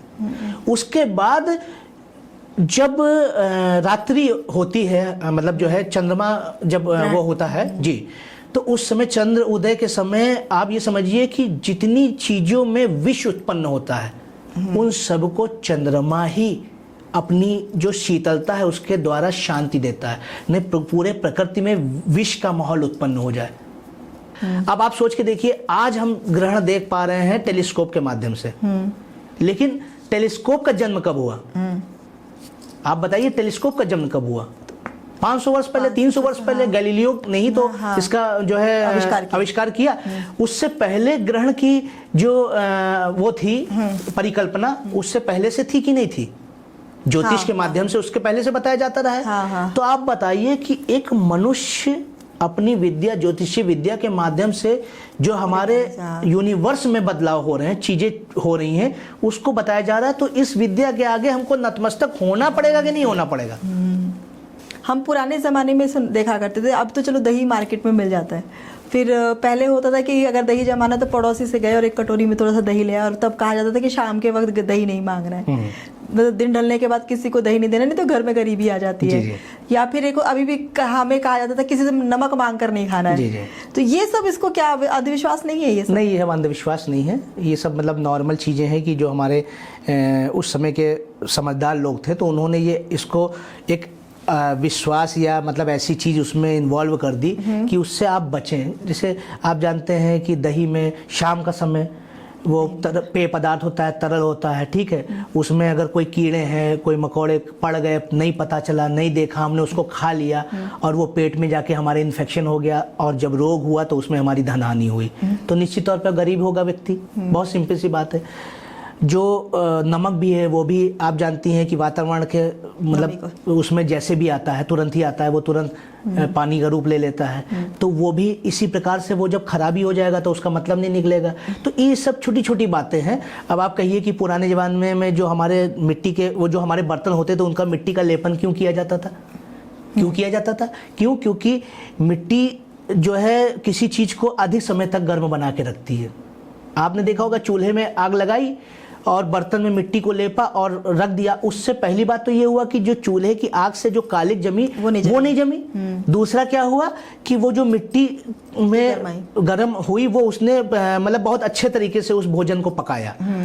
अब आज ना हमारी गैस से धुआं निकलता है और ना वो कालिक होती है और ना ही हम वो उस प्रकार का मिट्टी का लेपन करते हैं। तो अब हम उसको अंधविश्वास नहीं बताएंगे, ये प्रयोग है, ये जो समय के आधार पे बदलते रहते हैं। तो उनका अब कोई औचित्य नहीं है। हाँ, अब कोई औचित्य नहीं है। ये रणवीर इलाहाबादिया जो हैं उनके पॉडकास्ट पर आई थी मृणाल ठाकुर, एक एक्ट्रेस है, और उन्होंने अपना एक अनुभव साझा किया कि वो एक मंदिर में गई, गणपति जी के मंदिर में गई, और उन्होंने उनकी मूर्ति को देखा, और उन्होंने जब उनकी आंखों में देखा तो वो पूरा लॉस्ट हो गई, और वो सिर्फ आंसू बह रहे थे उनके, और उनको कुछ सुध बुध नहीं थी कि वो कहाँ है। तो ये क्या है? ये क्या ऐसा हो सकता है कि किसी को एक मूर्ति में भगवान दिख जाए और दर्शन हो जाए? किसी व्यक्ति का जो है व्यक्तिगत उसके अनुभव को तो मतलब जो है स्वीकारा और नकारा दोनों नहीं जा सकता है, लेकिन वो एक अदाकारा है, आप भी समझते हैं। और ये स्टंट भी हो सकते हैं कि हमको कोई चीज़ हम बताएं, ऐसे करें, लेकिन अगर दूसरा दृष्टिकोण देखें तो क्या पता गणपति जी के प्रति उनकी ऐसी विशेष कोई श्रद्धा हो, कोई उनका बहुत अच्छी कनेक्टिविटी हो और वो स्थान पे गई हो तो उनके हृदय में वो भाव जागृत हो गया हो। लेकिन दो दृष्टिकोण हैं, एक तो अदाकारा है, वो बहुत सारे भिन्न भिन्न रोल करती हैं, कभी रोती हैं, कभी हंसती हैं, कभी वही गरीब बन जाता है, कभी वही अमीर बन जाता है, तो इस प्रकार के अभिनय के क्षेत्र में वो लोग रहते हैं। दूसरा एक दृष्टिकोण है मानव, अगर वो शुद्ध हृदय से बोल रही होंगी तो निश्चित तौर पे हो सकता है बात सच हो। लेकिन स्टंट वे में, जैसा कि मैंने आपको बताया कि ज्योतिष में भी ये चीज़ें चली आई हैं कि ये बोल दो, ये दबा दो, ये उठा दो, ये बहा दो तो ऐसा हो जाएगा, ये शब्द बोल दो तो वैसा हो जाएगा। और मैंने एक अभी मैं कह दूँ, सिंपल से मैं आपको बात बता रहा हूँ कि मैं ये कह दूँ कि एक बार मैं नदी के किनारे जा रहा था, वहाँ बाहर बैठा था और वहाँ से एक बहुत बड़ी ऊर्जा निकली और उसको मैंने देखा, वो भगवान भोलेनाथ थी, वो भगवान शंकर थे, और उसके बाद से मेरे जीवन में परिवर्तन आ गया। तो ये एक आपको बताने के लिए ये चीज़ें हो सकती हैं, लेकिन आप इसको मतलब तय नहीं कर सकते कि मैं झूठ बोलना हूँ कि मैं सच बोलना हूँ। परमात्मा का अनुभव बहुत बड़ी चीज़ है। जिस समय जिस व्यक्ति को परमात्मा से के दर्शन हो जाएंगे या उसके समीप चला जाएगा, वो इस संसार से दूर हो जाएगा। ये मतलब समझ लीजिए जो ये माया जगत है, इस जगत से दूर हो जाएगा। आप हमेशा ध्यान कर लीजिए कि जो वास्तविक संत हैं वो समाज में दिखते नहीं हैं, वो नहीं दिखाई पड़ेंगे आपको। वो अपने तप में लीन है, वो अपने परमात्मा के साथ वार्ता में लीन है। वो हम सामान्य जनों से वार्ता क्यों करेंगे भाई, क्यों करेंगे? उनको तो परमात्मा बिल्कुल स्पष्ट तौर से बता रहे हैं ना कि ये तो अपने जीवन का भोग काटने आया है। और हमने जब वेद दिए, पुराण दिए, उपनिषद दिए, धर्म ग्रंथ दिए, इतनी इतनी महान गाथाएं दी। प्रभु श्री राम का जीवन क्या एक गाथा नहीं है? बजरंगबली का जीवन क्या एक गाथा नहीं है? महाभारत की जो गाथाएं हैं हमारी, पांडवों का जीवन एक हमारे जीवन का उदाहरण नहीं है कि किस प्रकार से पांडवों ने कौन सी ऐसी समस्या थी जो नहीं झेली, जबकि उनके साथ देने वाले कौन थे? भगवान श्री कृष्ण, सुदर्शनधारी। लेकिन नहीं, उन्होंने अपने जीवन का भोगे काल, जिसको कहते हैं प्रारब्ध, वो झेला। और महाशक्तिशाली कौरव थे उनके साथ, जिनकी मतलब तरफ तमाम ऐसे लोग थे जो अमृत को प्राप्त किए थे। वो पितामह भीष्म, गुरु द्रोणाचार्य, अंगराज कर्ण। फिर भी जीत किसकी हुई? धर्म की। लेकिन भोगे काल भोगने के बाद, संघर्ष करने के बाद वो संदेश दिया। आप बात को समझिए, वो संदेश मिला। तो ये गाथाएं हमको अपने जीवन में, वो समझ लीजिए एक संदेश की तरह है कि उसको हमको देखना है और समझना है। पिछली बार शायद मैंने आप ही के पॉडकास्ट पे बजरंगबली के बारे में एक बात बताई थी कि हम लोग जाते हैं, हमारे पूर्वज कहते थे कि कोई काम के पे निकलना तो पहले जाना बजरंगबली के दर्शन कर लेना जाके। ये बात मैंने आपके यहाँ बताई है, फिर मैं उसको दोहरा रहा हूँ। बजरंगबली के दर्शन करने के मतलब को हमको समझना है। बजरंगबली कौन है? हिम्मत, साहस है। बजरंगबली कौन है?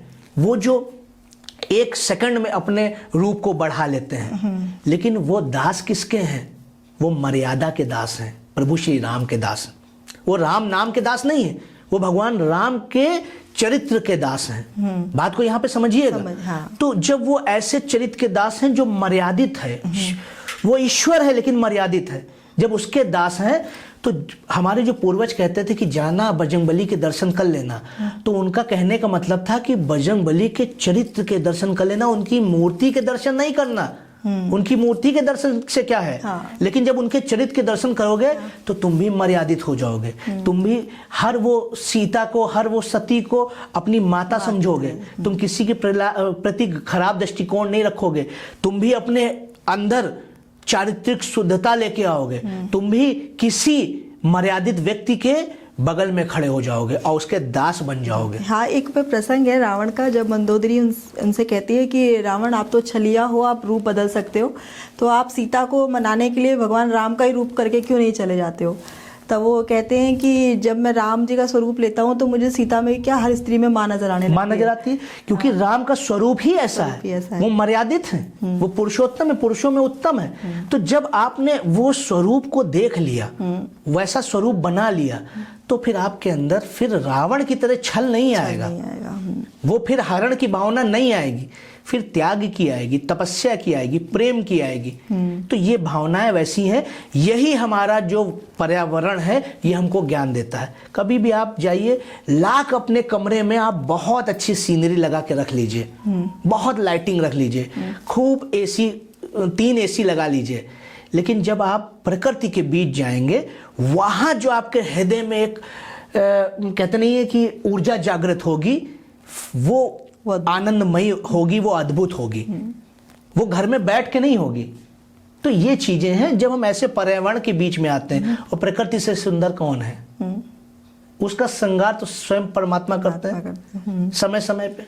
तो ये चीजें हैं, लेकिन इन चीजों को समझने के लिए हमको हृदय में धर्म रखना ही रखना पड़ेगा, हमको मर्यादित होना पड़ेगा।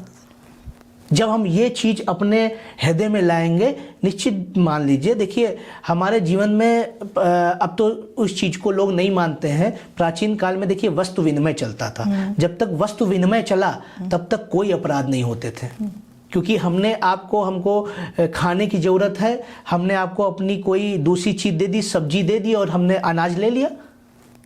हमको अपने घर को बनवाना है तो हमने उस मजदूर को 1 माह का, 2 महीने का, 1 साल का भोजन दे दिया, उसने अपना श्रम दे के हमारे घर को बना दिया। लेकिन जब से ये धन व्यवस्था लागू हुई, तब से हमारे मतलब समाज में अपराध का जन्म तभी से हुआ। ये रिसर्च करके देख लीजिएगा, उससे पहले अपराध नहीं था।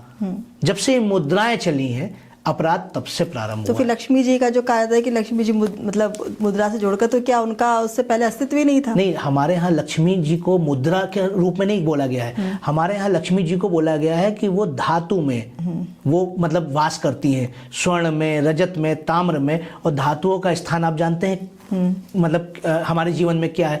और लक्ष्मी का मतलब हमारे जीवन में लक्ष्मी एक प्रकार की नहीं होती है। आप अष्ट लक्ष्मी के बारे में आपने सुना होगा, धन लक्ष्मी, धान्य लक्ष्मी, संतान लक्ष्मी, गज लक्ष्मी, विजया लक्ष्मी। तो ये लक्ष्मी इस प्रकार से होती हैं कि कोई व्यक्ति के जीवन में अब हम जब लक्ष्मी जी की बात करेंगे तो लक्ष्मी जी कहाँ है, किसके साथ है, इस कॉन्सेप्ट को भी समझना पड़ेगा। लक्ष्मी जी सदैव से विष्णु जी के ही साथ हैं। वो विष्णु जी कौन है? विष्णु जी वो है जो जब भी सृष्टि को जरूरत पड़ती है तब वो इस धरा पे आके जन्म लेकर और इस सृष्टि को बचाते हैं।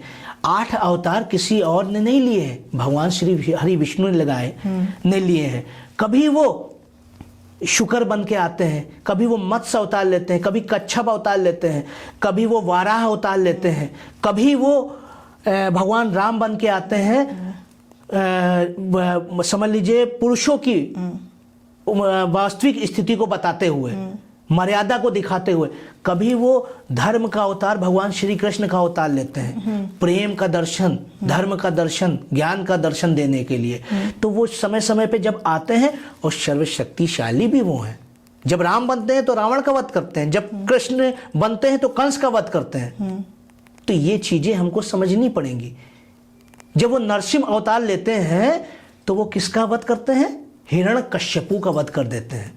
तो ये बताना है कि वो सामर्थ्यवान भी हैं और वो मर्यादित भी हैं, उनके पास लक्ष्मी है। तो हर वो व्यक्ति जो सामर्थ्यवान भी होगा और मर्यादित भी होगा, उसी के पास लक्ष्मी आएंगी। अभी इसमें आते हैं, ये युद्ध चल रहा है अमेरिका और ईरान का। जी। अगर ज्योतिष में इतनी ही ताकत थी तो पहले क्यों नहीं पता कर लिया गया कि इतने बड़े स्तर पर युद्ध होगा? और अगर पता लग भी गया तो फिर उसको रोकने के लिए कुछ काम क्यों नहीं किया गया? क्योंकि ये बहुत अपने आप में विध्वंसकारी है, काफ़ी पूरा विश्व ही इससे हिल गया है, सभी की अर्थव्यवस्थाएं जो है प्रभावित हो रही हैं जी।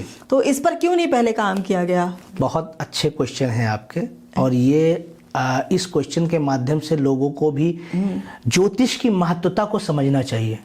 देखिए, ज्योतिष आपके जीवन में आपकी दिशा और दशा कैसे बताती है? आपके जन्म के आधार पे ना, आपके जन्म के आधार का समय प्राप्त होता है। उस समय जो ग्रह, जो नक्षत्र आपके जीवन में मतलब उपस्थित थे, जब आपका जन्म हुआ तो उस समय सूर्य जिस राशि पे था, चंद्रमा जिस राशि पे था, मतलब शनि जिस राशि पे था, तो उसके आधार पे आपकी जीवन यात्रा चलती है। ठीक है। अब ये जब युद्ध प्रारंभ हुआ तो इसकी जो कुंडली बनी, उसके आधार पे चीजें बनाई जाएंगी ना, उसके पहले से नहीं पता चलेगी।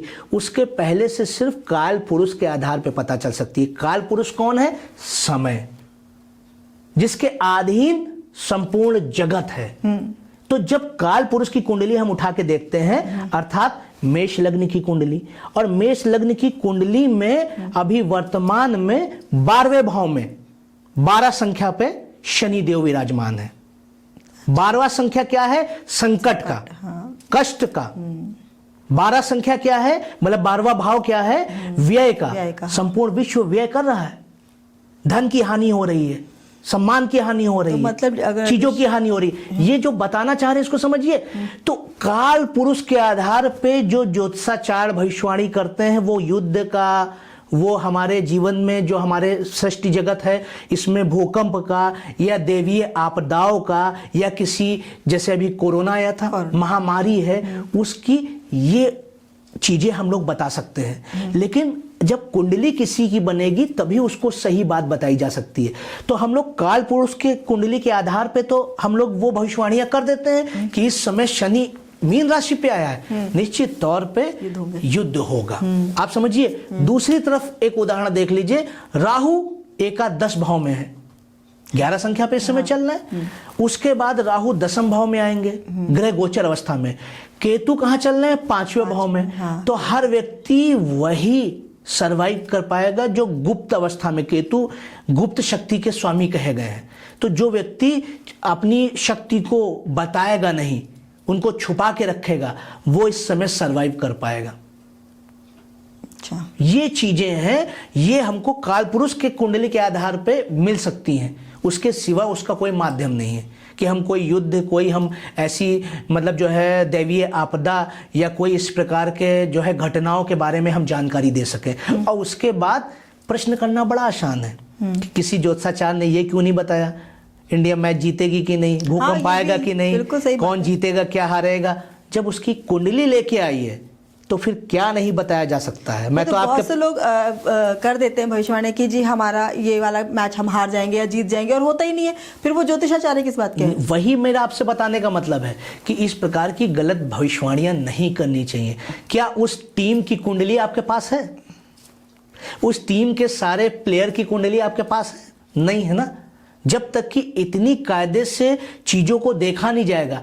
अभी हमने आपके मतलब इस स्टूडियो में ये शोपीस रखे हैं। हाँ। अब मैंने इसका आकलन नहीं किया कि ये 10,000 के हैं, 1 लाख के हैं, 5 लाख के हैं, तो मैं आपको कैसे बता सकता हूं कि ये आपका शोपीस 1 लाख रुपए का है? नहीं बता सकता हूं ना। यहां हमको किसी प्रकार का तुक्केबाजी से तो कुछ होगा नहीं कि अगर मेरा तुक्का लग गया तो ठीक है, नहीं लगा तो फिर हमारी बदनामी तो होगी ना। हमको सही इसका कैलकुलेशन करना है। हमको उनके ग्रहों की, उनकी दशाओं महादशाओं की गोचर अवस्थाओं का सही जानकारी निकाल के, और या तो फिर प्रश्न कुंडली के माध्यम से हम प्रश्न करें कि ये कार्य सफल होगा या नहीं होगा। हमारी ज्योतिषीय व्यवस्था में एक प्रश्न कुंडली का भी एक रास्ता है। जिस व्यक्ति की, अभी आपके शो में कमेंट में लोग ये कह सकते हैं तो क्या किसी व्यक्ति की कुंडली नहीं है तो क्या उसके बारे में कुछ पता ही नहीं चलेगा? हाँ, बिल्कुल। तो उसके लिए प्रश्न कुंडली है।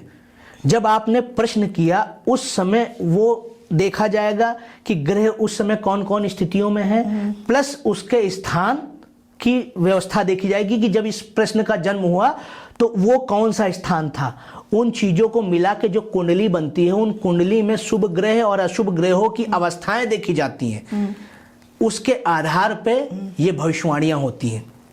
ये सारी चीजें ज्योतिष में उपस्थित हैं, लेकिन इनको मानना सबके बस की नहीं है। इसके लिए विवेक होना आवश्यक है। मेरे 10 वर्ष के ज्योतिषीय जीवन में आज तक एक घटना ऐसी नहीं हुई, अगर मैंने कोई भी जातक मेरे पास आया हो और उसके जीवन की जितनी बातें मैंने उसको बताई हो वो सच ना हुई हो। आज आपके पॉडकास्ट के माध्यम से ये बात मैं कह रहा हूं, आप तो काफी समय से जानती हैं इन बातों को। मैंने पिछली बार आप ही के लेके कोई भी भविष्यवाणी की या आपके जीवन के बारे में कोई बात बताई कुंडली को देख के, क्या आप उससे असहमत थी? नहीं थी ना। तो ये विद्या है, इसमें मैं अहंकार कर लूं तो फिर ये मेरे ज्ञान का, मेरे विवेक का नाश कर देगा। क्योंकि अगर आपने आज्ञा चक्र से ऊपर सहस्त्रार में आप नहीं पहुंचे तो आज्ञा चक्र आपको इतना अहंकार दे देगा कि बाकी के जो 4 चक्रों की आपने 5 चक्रों की यात्रा की है वो व्यर्थ हो जाएगी। तो इसलिए इन चीजों पे ध्यान रखना है कि आप हमेशा ध्यान रखिए। ये आवश्यक नहीं है कि सारे ज्योतिषाचार्य इसी प्रकार से भविष्यवाणी करते हो, लेकिन अगर आपके जीवन में ऐसी चीजें होती आ रही हैं तो आप सही लोगों के पास जाइए, सही प्रयास कीजिए। अभी जैसे आप कह रहे हैं कि एक व्यक्ति का जो कुंडली है उसकी जन्मतिथि से बनती है जी। ट्विंस भी होते हैं, जुड़वा भाई बहन, या किसी के 3 भी होते हैं बच्चे, लेकिन उन सबकी जिंदगी एक ही समय पर पैदा हुए हैं जी। तो स्वाभाविक मुझे लगता है 20 मिनट का समय होता है, जब लगभग समय का एक ही चलता है। 2 घंटे का लग्न एक रहती है। तो उस व्यक्ति जब दोनों एक ही उसमें पैदा हो रहे हैं तब भी दोनों के जीवन में इतना अंतर क्यों हो जाता है? ये उदाहरण मैं आपको, अभी जैसे मैंने अंबानी की कुंडली का उदाहरण दिया था कि एक ही परिवार में 2 लोग उत्पन्न हुए, एक मुकेश अंबानी थे, एक अनिल अंबानी थे। वैसे ही मैं आपको उदाहरण दे रहा हूँ ये ट्विंस वाली बात का, कि जैसे एक व्यक्ति जो एक ही समय पे पैदा हुए तो उनको संचित कर्म में तो वही माता मिले, वही पिता मिले, वही संस्कार मिले, वही कर्म मिले, वही सहयोग मिला, वही समाज मिला, लेकिन उन्होंने अपने क्रियामाण के माध्यम से उस समाज से, उस संस्कार से, उन माता पिता के आशीर्वाद से और उस गुरु के ज्ञान से, उस भाई के सहयोग से वो दूर हो गए। ये तो आप बात करें जब बड़े हुए, मैंने छोटे बच्चों के व्यवहार में भी बहुत अंतर देखा है। एक बहुत शांत होगा तो एक बहुत उग्र होगा। वो भी क्रियामाण ही है। इतनी छोटी उम्र में भी क्रियामाण प्रारंभ से ही मतलब जो है प्रारंभ हो जाते हैं। बच्चा खुद तो चयन नहीं कर रहा है ना, इतना छोटा बच्चा क्या चयन नहीं कर रहा है, लेकिन उसके सीखने की अवस्था, उसके सिखाने की अवस्थाएं वो सब भिन्न भिन्न होती हैं। एक आप ये बताइए, क्या कोई माता अपनी संतान में भेद कर सकती है? आप अपने दो नेत्रों में भेद करती हैं? एक नेत्र से उधर देखती हैं, एक नेत्र से उधर, नहीं होता है ना। ऐसी प्रकृति और परमात्मा भी भेद नहीं करता है। लेकिन जब आप उसका गलत उपयोग करेंगे तो वो चीजें होती हैं। तो इसीलिए हमारे जीवन में जैसे एस्ट्रोलॉजी है, तो उसमें अभी भी 50% हमारा संचित कर्म है और प्रारब्ध है, 50% हमारे क्रियामाण है, कर्म है, और कर्म में भी सत्कर्म है।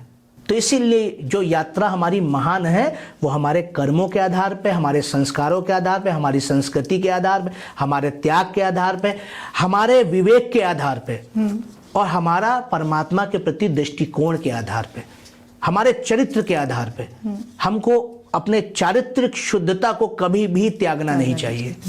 सलमान खान मुस्लिम है जी, और मुस्लिम लोग ज्योतिष को बिल्कुल नहीं मानते जी। उनके यहाँ नहीं, ऐसा नहीं है। मैं इस बात को तो आपके प्रश्न के स्टार्ट करते ही बहुत खंडन कर दूंगा, क्योंकि मेरे बहुत सारे शिष्य मुस्लिम हैं। अगर ऐसा है तो बहुत अच्छी बात है, क्योंकि ये एक विद्या है और एक जैसे मैथ सब्जेक्ट है ऐसे एक ज्योतिष। बिल्कुल बिल्कुल जी। और वो पहनते हैं वो अपने कलाई में जी, फिरोजा पहनते हैं, फिरोजी रंग का जी।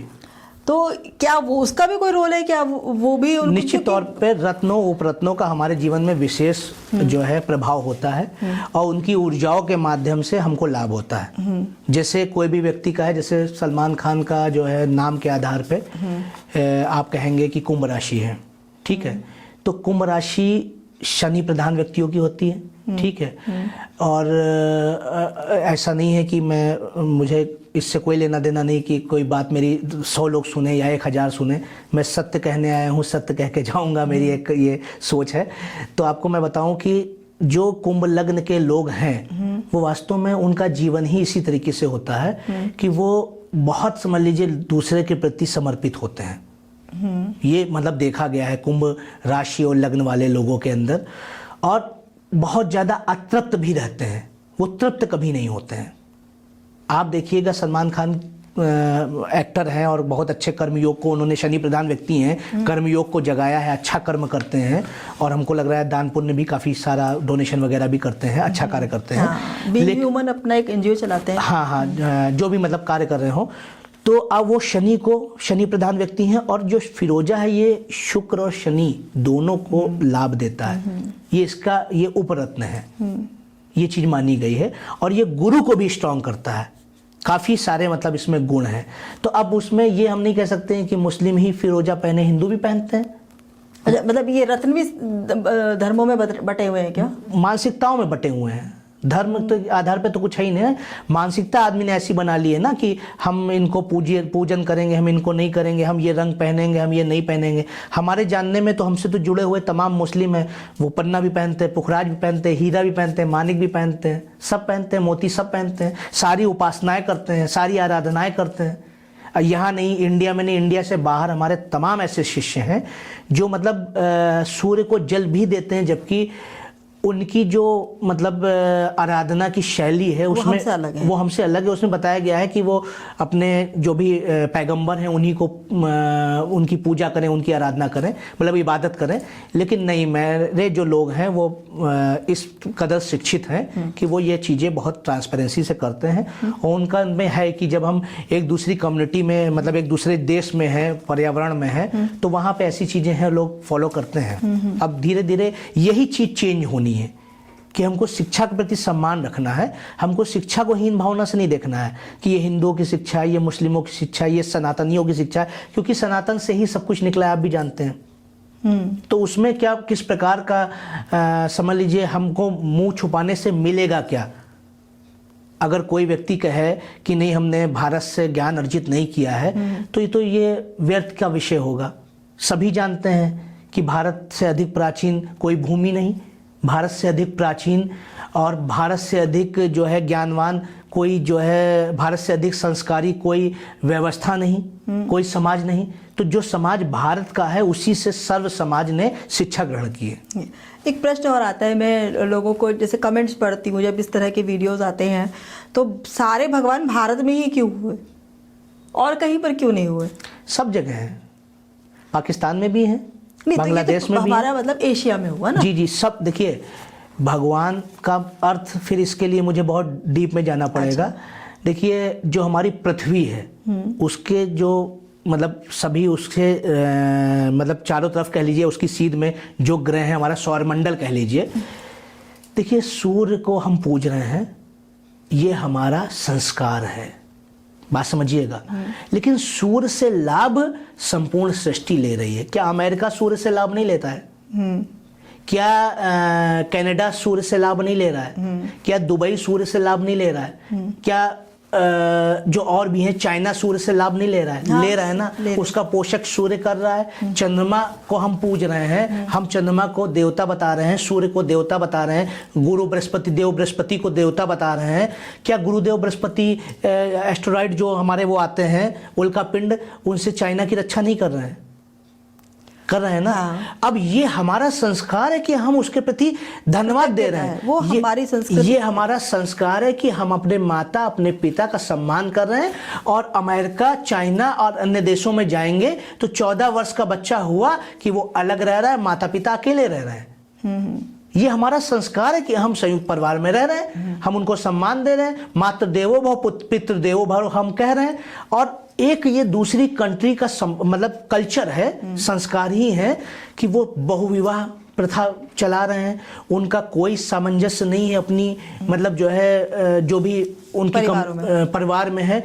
और ऐसा नहीं है कि उनका सर्व समाज ऐसा है, उनमें भी बहुत कुलीन लोग हैं जो पूजा कर रहे हैं, पाठ कर रहे हैं, अपने माता पिता का सम्मान कर रहे हैं, प्रकृति और पर्यावरण के संरक्षण के लिए लड़ रहे हैं, मानवता के लिए कार्य कर रहे हैं और सम्मान के पात्र हैं। तो ऐसा नहीं है कि सब जगह असुर नहीं है, सब जगह देवता नहीं है, सब जगह ऐसा नहीं है। हम इसमें सिर्फ एक बात ऐड करना चाह रहे हैं आपके पॉडकास्ट के माध्यम से। देखिए जो हमारे सतयुग, त्रेता, द्वापर और कलयुग की अवधारणा है, हम इसको जिस पल समझ जाएंगे उस पल हमारा जीवन मतलब समझ लीजिए आसान हो जाएगा। जैसे सतयुग में क्या था? सतयुग में देवता और जो दानव थे वो अलग अलग जो ग्रह थे उस पे वास करते थे, ठीक है। धरती पे देवता रहते थे सतयुग में, और क्या बोलते हैं जो दानव थे वो पाताल लोक में या जो है मृत्यु लोक में या मतलब अलग रहते थे। उसके बाद जब त्रेता आया तो एक ही लोक पे राम और रावण रहने लगे धरती पे। फिर जब द्वापर आया तो एक ही परिवार में पांडव और कौरव रखने लगे। अब जब कलयुग आया है तो एक ही शरीर में राक्षस और देवता रहने लगे। एक ही व्यक्ति कल भगवान को उल्टा सीधा कहता है, वही व्यक्ति भगवान की आरती करता है, वही व्यक्ति अपनी माता पिता की पूजा करता है, वही व्यक्ति अपनी माता पिता के साथ गलत व्यवहार आचरण करता है। तो ये हमको अपने चारित्रिक शुद्धता के माध्यम से, अपनी मानसिक शुद्धता के माध्यम से, अपनी आत्मिक शुद्धता के माध्यम से ये हमको क्रियामाण करने होंगे। हमको अपने इंद्रियों को वश में करना होगा, उसके पश्चात हमारा जीवन आसान होगा। कोई धनवान ये नहीं कह सकता मैं बहुत सुखी हूं, और कोई गरीब ये नहीं कह सकता है मैं बहुत सुखी हूं। हाँ, लेकिन एक वैरागी जरूर कह सकता है जिसके जीवन में धन भी है, सुख भी है, सम्मान भी है, स्त्री भी है, उसकी बच्चे भी हैं, उसका समाज भी है, लेकिन उसके जीवन जो है वो वैराग्य का है, वो आपको सुखी जरूर मिलेगा। तो क्या जो संत और गुरु जब हम बात कर रहे हैं, जितने सारे अभी हम लोग देखते हैं वीडियोस में, तो कि हम उस बाबा जी के पास चले जाओ आपके दुख दूर हो जाएंगे, या लोग फॉलो भी करते हैं, अपना गुरु मानते हैं उनको। कितना सही है किसी को इतना इस तरह गुरु बनाना कि उनके पास जाओ, क्या सच में उनके पास जाकर दुख दूर हो जाएंगे? देखिए जैसे आपने कहा कि कितना सही है गुरु बनाना, या हम कैसे चयन करें अपने सही गुरु का, या मतलब जो भी आपने प्रश्न किया। तो देखिए ये जो गुरु हैं ये हमारी समस्याओं को काटेंगे, समाप्त करेंगे कि नहीं करेंगे, या हमको जीवन में लाभ देंगे कि नहीं देंगे, तो ये निश्चित तौर पे जान लीजिए आपकी समस्याओं को सिर्फ और सिर्फ अगर कोई समाप्त करेगा तो वो आप स्वयं करेंगे। गुरु आपको ज्ञान दे सकते हैं, आशीर्वाद दे सकते हैं, और कहीं अगर प्रारब्धों में कोई खोट है आपके, तो आपको गुरु भी छली मिलेंगे। आपको फिर ऐसे गुरु नहीं मिलने वाले।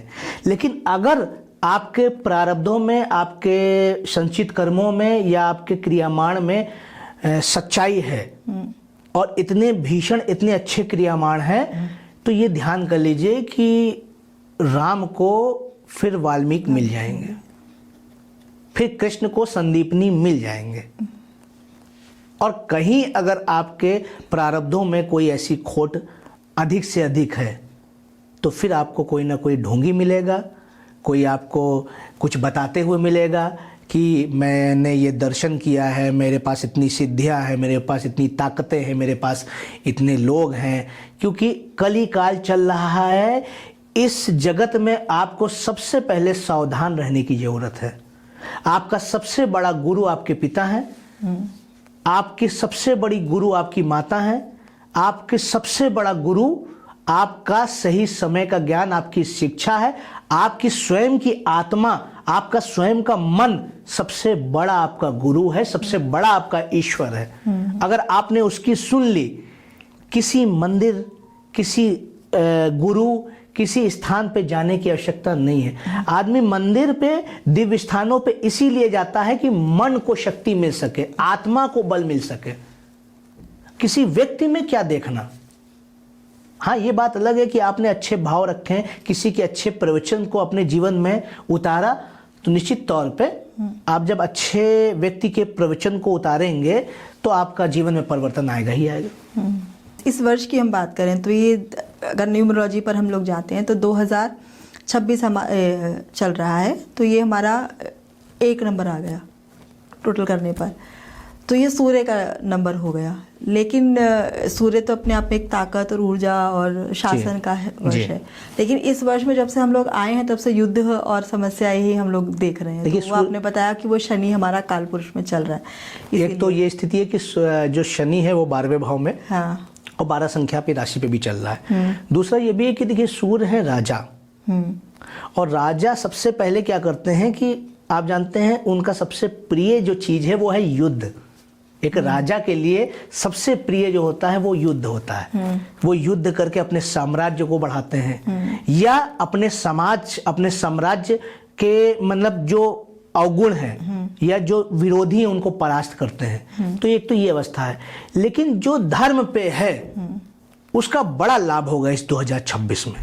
जितने व्यक्ति जो हृदय से अच्छे हैं, जो धर्म पे चलते हैं, जो अपने गुरुओं का, अपनी माता, अपने पिता का सम्मान करते हैं, वो निश्चित जान लीजिए कि 2026 में एक विलक्षण उपलब्धि हासिल करेंगे, एक बड़ी उपलब्धि प्राप्त करेंगे, क्योंकि ये धर्म का समय।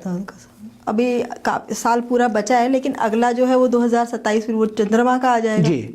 तो उसके क्या बिल्कुल विपरीत हो जाएंगे, पिता से माता? विपरीत नहीं होगा, माता पिता में कोई विपरीतता नहीं है। वो एक ही अंग है प्रकृति का। वो समझ लीजिए आपके पालन का एक अंग है। जैसे आपकी 2 नाड़ियां हैं, एक चंद्र नाड़ी, सूर्य नाड़ी। तो सूर्य जो फल देते हैं, चंद्र क्या देते हैं? चंद्र भावुकता देता है, सूर्य दृढ़ता देता है। तो उसी प्रकार से 2026 और 27 का अंतर है। 27 जो है वो एक कह सकते हैं कि मानसिक जो है प्रबलता का और मानसिक हानि का वर्ष होगा। जो मनोबली व्यक्ति है वो 2027 में उपलब्धि हासिल करेगा, और जो एक मानसिक रोगी व्यक्ति है, जो किसी के कहने में, किसी के सुनने में, या किसी की बुराई करता है, या जो मतलब कहते नहीं है कि अपने मन को पीड़ा देता है, वो जो है 2027 में बहुत ज़्यादा परेशान होने वाला है। लेकिन वो व्यक्ति जो हमेशा दूसरों के बारे में अच्छा बोलते हैं, अच्छा सोचते हैं, अच्छा कहते हैं, उनका बड़ा लाभ होने वाला है 2027 में। क्योंकि चंद्रमा सौम्य है, भावुक है। चंद्रमा बिल्कुल मतलब समझिए स्पष्ट ग्रह है। आप इतना स्पष्ट है कि चंद्रमा पे आप सूरज का प्रतिबिंब और पर्वतों का, या मतलब कहते नहीं है उसका, बादलों का प्रतिबिंब तक देख लेते हैं। इतना निर्मल है। और उसी तरीके से जल का तत्व का भी कारक है कि जो व्यक्ति शालीन है, जो अपने काम से काम रखता है, मतलब जैसे जल है वो भी बह रहा है, अगर एक तालाब में जल रुक जाता है तो अशुद्ध हो जाता है, वहाँ कीड़े पड़ जाते हैं, लेकिन वही नदी का जल पिया जाता है, उसकी पूजा होती है। क्यों? क्योंकि वो बहता रहता है। तो जो व्यक्ति अपने कर्मों में बहता रहेगा, अपने धर्म में बहता रहेगा, अपने ज्ञान में, अपने त्याग में, अपने विचार में बहता रहेगा, उसका 2026 के बाद 2027 बहुत अच्छा जाने वाला है। ये 2 वर्ष वास्तव में हर व्यक्ति के जीवन में एक निर्णायक स्थिति लेके आएंगे। मुझे पता है आपके पिताजी भी एस्ट्रोलॉजर है, आपने भी एस्ट्रोलॉजी की सीखी, उसके बाद आपने कई लोगों के चार्ट देख करके कुछ गणनाएं भी की या ये बताई उनको, तो और वो शायद फलीभूत भी हो गई, ये सही हुई वो आपकी गणना जितनी रही। तो ये सिर्फ एक कैलकुलेशन है या ऐसे कोई सिद्धि भी होती है जो प्रिडिक्शन है उसको सही बना देती है? देखिए, ये जन्म जन्मांतर की यात्राओं के माध्यम से, आपके पूर्व जन्म के सत्कर्मों के माध्यम से, ईश्वरीय कृपा के माध्यम से, गुरुओं के आशीर्वाद के माध्यम से ही एक व्यक्ति ज्योतिषाचार्य बनता है। क्योंकि अपने अभी के जीवन काल में मैंने कोई गलत भविष्यवाणी नहीं की। अभी तक प्रभु के आशीर्वाद से जितनी भी भविष्यवाणियाँ की हैं, जितनी भी बातें की हैं, चाहे वो राजनीतिक जगत के लोग हों, फिल्म जगत के लोग, आप जानते हैं बहुत सारे हमारे शिष्य हैं, उनको जितनी भी मैंने भविष्यवाणियाँ की वो पूरी 100% सटीक बैठी। क्यों? क्योंकि मैंने उनके ग्रहों के माध्यम से उनकी कुंडली पढ़ी। मैंने अपने पास से कुछ नहीं बताया। जब कृपा देने लायक परमात्मा मुझे बनाएगा, मुझे वो शक्ति देगा कि हाँ आप किसी पर कृपा कीजिए, आप अपने जो आपके पास संचित कर्म की पूंजी है उसमें से व्यय कीजिए, तो मैं अपने राष्ट्र के उत्थान में वो कार्य करूंगा, मैं अपने धर्म के उत्थान में, मैं अपने सनातन मतलब समझ लीजिए जगत के उत्थान में वो कार्य करूंगा। क्योंकि मेरे लिए एक व्यक्ति समझ लीजिए संपूर्ण समाज नहीं है। मेरे लिए एक व्यक्ति जो है वो हमारा भारत नहीं है। हमको अपने भारत को अपना सम्मान दिलाना है। आप जानती हैं अभी हमने astro Bharat AI application launch किया है, तो उसकी भी जो परिकल्पना है वो यही है। मैंने जब एस्ट्रो के आगे भारत लगाया तो मेरा मतलब मानना यही था कि भारत के दिव्य ज्ञान के माध्यम से संपूर्ण विश्व भारत की दिव्य यात्रा को जाने, संपूर्ण विश्व जो लाभ ले रहा है ज्योतिष का। आप इस बात को डिनाई नहीं कर सकती हैं कि जितने भी राष्ट्र हैं वो सब एस्ट्रोलॉजी मानते हैं, उन पे बिलीव करते हैं और उसको मतलब अपने जीवन में धारण करके उतार के बैठे हुए हैं। जितनी भी कंट्री हैं आपके, हमारे भारत के आसपास के जितने भी देश हैं वो सब एस्ट्रोलॉजी मानते हैं, सब बिलीव करते हैं। और विद्या किसकी है? भारत की। तो मेरे अंदर ये बात आई तो मैंने एस्ट्रो भारत AI एप्लीकेशन बनाया और उसमें जो मैंने ज्योतिषाचार्यों का चयन किया, हमारी टीम 5000 से ज्यादा जी, जितने भी एस्ट्रोलॉजर हैं हमारे प्लेटफॉर्म पे वो सभी अनुभवी ज्योतिषाचार्य हैं। और उसके साथ साथ सब ने कहीं ना कहीं किसी शिक्षण संस्थान से ज्योतिष की शिक्षा को प्राप्त किया है और वो काफी समय से ज्योतिष पढ़ रहे थे, पढ़ा रहे थे, सीख रहे थे।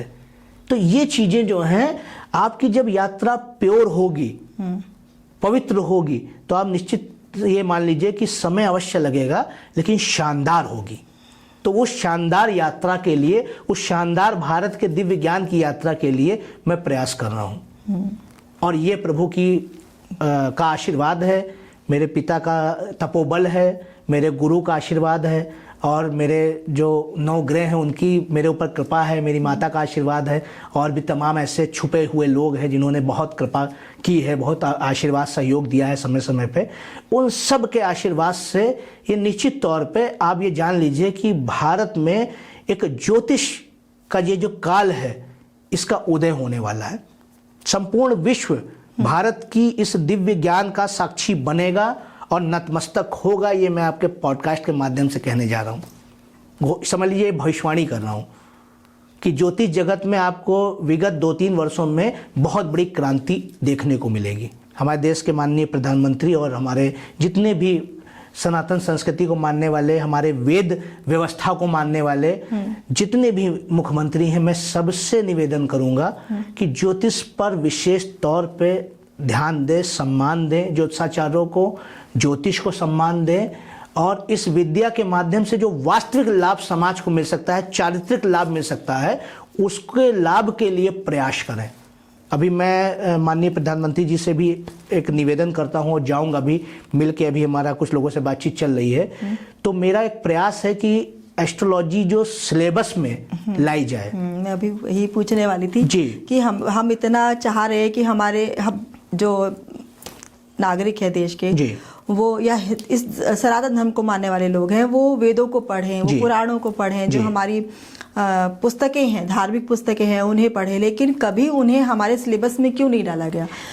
देखिए, चारित्रिक शुद्धता का ज्ञान अगर हमारी शिक्षाओं के माध्यम से मिलेगा तो जब शुद्ध चारित्र का निर्माण होगा, सदचारित्र का निर्माण होगा, तो 99% प्रॉब्लम ऐसे भी सॉल्व हो जाएगी। हाँ, एक व्यक्ति जब कोई मतलब छल नहीं करेगा, झूठ नहीं बोलेगा, किसी के अधिकारों का हनन नहीं करेगा, किसी के प्रति गलत भाव नहीं रखेगा, तो निश्चित तौर पे आधी समस्याएं तो ऐसी ही दूर हो जाएंगी। व्यक्ति अगर स्वयं में जो है परिवर्तन लाएगा, अपनी माता, अपने पिता, अपने समाज, अपने भाई, अपने बंधु, अपनी पत्नी के प्रति अच्छा भाव रखेगा, तो क्या ये जो आप देख रहे हैं कोर्ट है, कचहरी है, ये इस प्रकार की समस्याएं हैं, ये होंगी? एक दूसरे के अधिकारों का अतिक्रमण जो हो रहा है वो होगा? नहीं होगा। जब हर व्यक्ति जान रहा है कि झूठ बोलने से गुरुग्रह खराब हो जाता है, झूठ बोलने से आयु कम होती है। गुरुग्रह आयु का कारक है। अगर आप झूठ बोलते हैं, निश्चित तौर पे जान लीजिए, ये आपके पॉडकास्ट के माध्यम से कह रहा हूँ, किसी एस्ट्रोलॉजर से ये पूछिए, झूठ बोलने से गुरुग्रह खराब होता है। आप अपने जीवन में कितना झूठ के आदी हो रहे हैं। हमारी आयु कहाँ से कहाँ पहुंच रही है। भारत में 2700 वर्षों की आयु प्राचीन काल में होती थी। आज की अवस्था में कितनी आयु हो रही है? भगवान श्री कृष्ण 125 वर्ष के रहे। जी, आज की अवस्था में आप ये सोचिए, वो तो भगवान थे, उनके तो जीवन ही पूरा सत्य पे रहा है।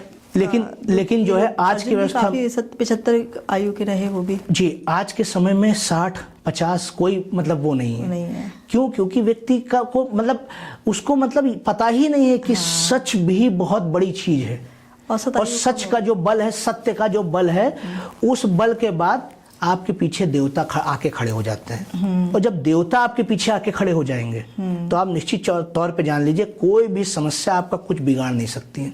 आप एक दिवस का प्रण लीजिए खाली कि हम आज से झूठ नहीं बोलेंगे, उस दिन आप देखिए कितना आनंदमय महसूस होगा। आप एक दिन का खाली प्रण लीजिए कि हम अपनी माता का, अपनी पत्नी का, अपने पिता का, अपने जो भाई हैं, अपने जो संबंधी हैं, अपने मित्र का सम्मान करेंगे, अपने गुरु का सम्मान करेंगे।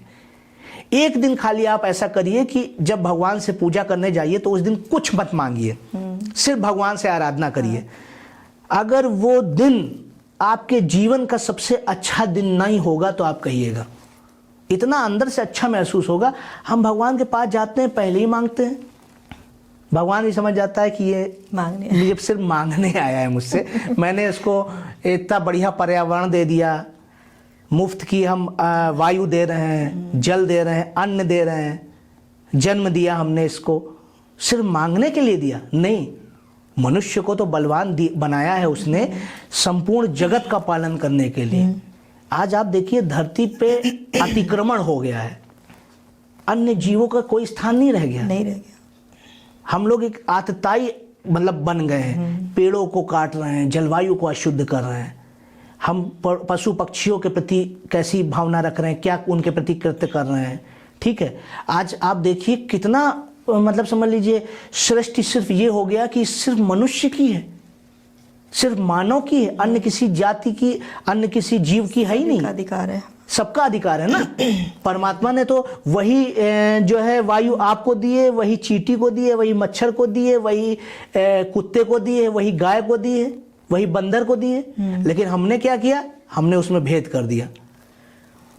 अब खेतों के किनारे किनारे तार बांध दिए जाते हैं, पेड़ों पे करंट लगा दिया जाता है कि कहीं आम बंदर आके ना खा जाए। मुफ्त में उगाया माता धरती ने, उसका व्यापारीकरण हो रहा है। बहुत अच्छा निकलेगा तो वो विदेश में भेजा जाएगा, बेचा जाएगा। ये सब कली काल का देन है, और ये तभी होगा जब व्यक्ति मानसिक रूप से शुद्ध होगा, सत्य की ओर जाएगा, तभी ये है। और नहीं तो वो क्रम चल रहा है, विध्वंस की ओर हम बढ़ रहे हैं। कौन सा ऐसा क्षण है जब हम मृत्यु की ओर नहीं जा रहे हैं? कौन सा ऐसा क्षण है? हम अपना जीवन नहीं बढ़ा रहे हैं, हम अपनी मृत्यु की ओर भाग रहे हैं। सब चीज को छोड़ते हुए, तो ये समझना होगा। जबकि मतलब कहा गया है कि अष्टादशा पुराणेषु व्यासस्य वचन द्वयम परोपकाराय पुण्याय पापाय परपीडनम। जो अष्टादशा पुराण है, जो 18 पुराण है, व्यास ने 2 ही वचन कहे हैं पुण्य और पाप को लेके।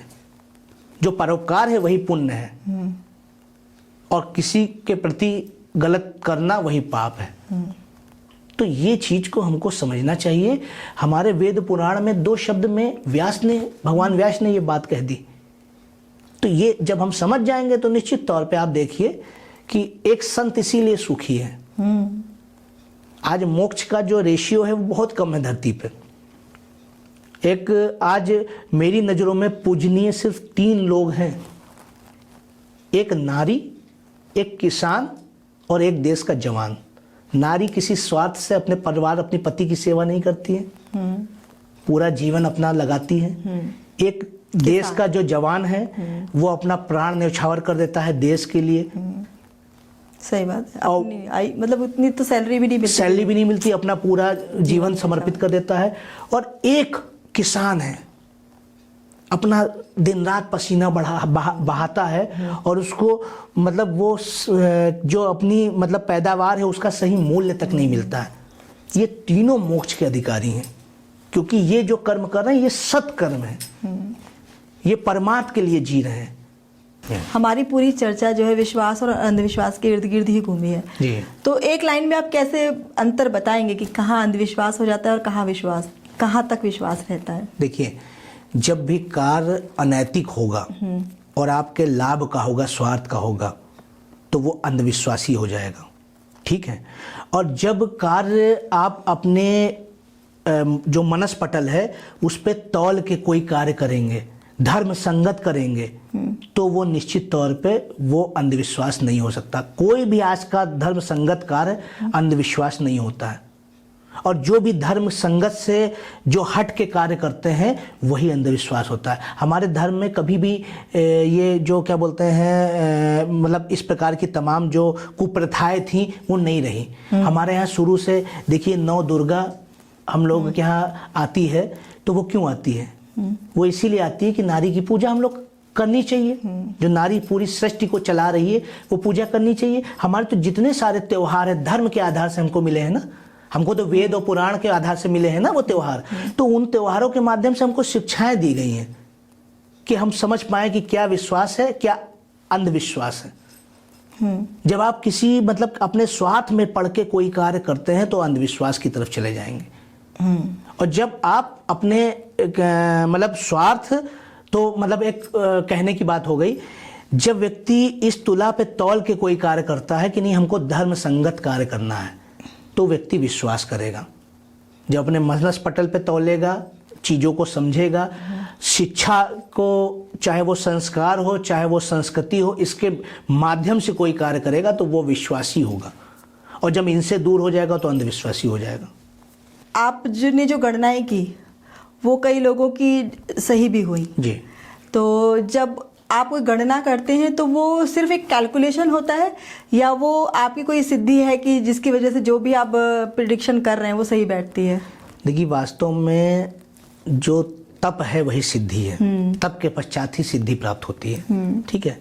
तो कोई भी विद्या सामान्य जो है प्रकार से तो प्राप्त नहीं होती है। आप भी इस बात को समझती हैं। जब हम अपने जीवन में एक गृहस्थ जीवन को ही निभाते हैं तो वो भी एक तपस्या है। उसके बाद ही आपके पति हैं, आपके संतान है, आपका समाज आपका वाहवाही करता है या आपको श्रेय देता है। तो इसके पीछे, हर सिद्धि के पीछे एक तपस्या अवश्य होती है।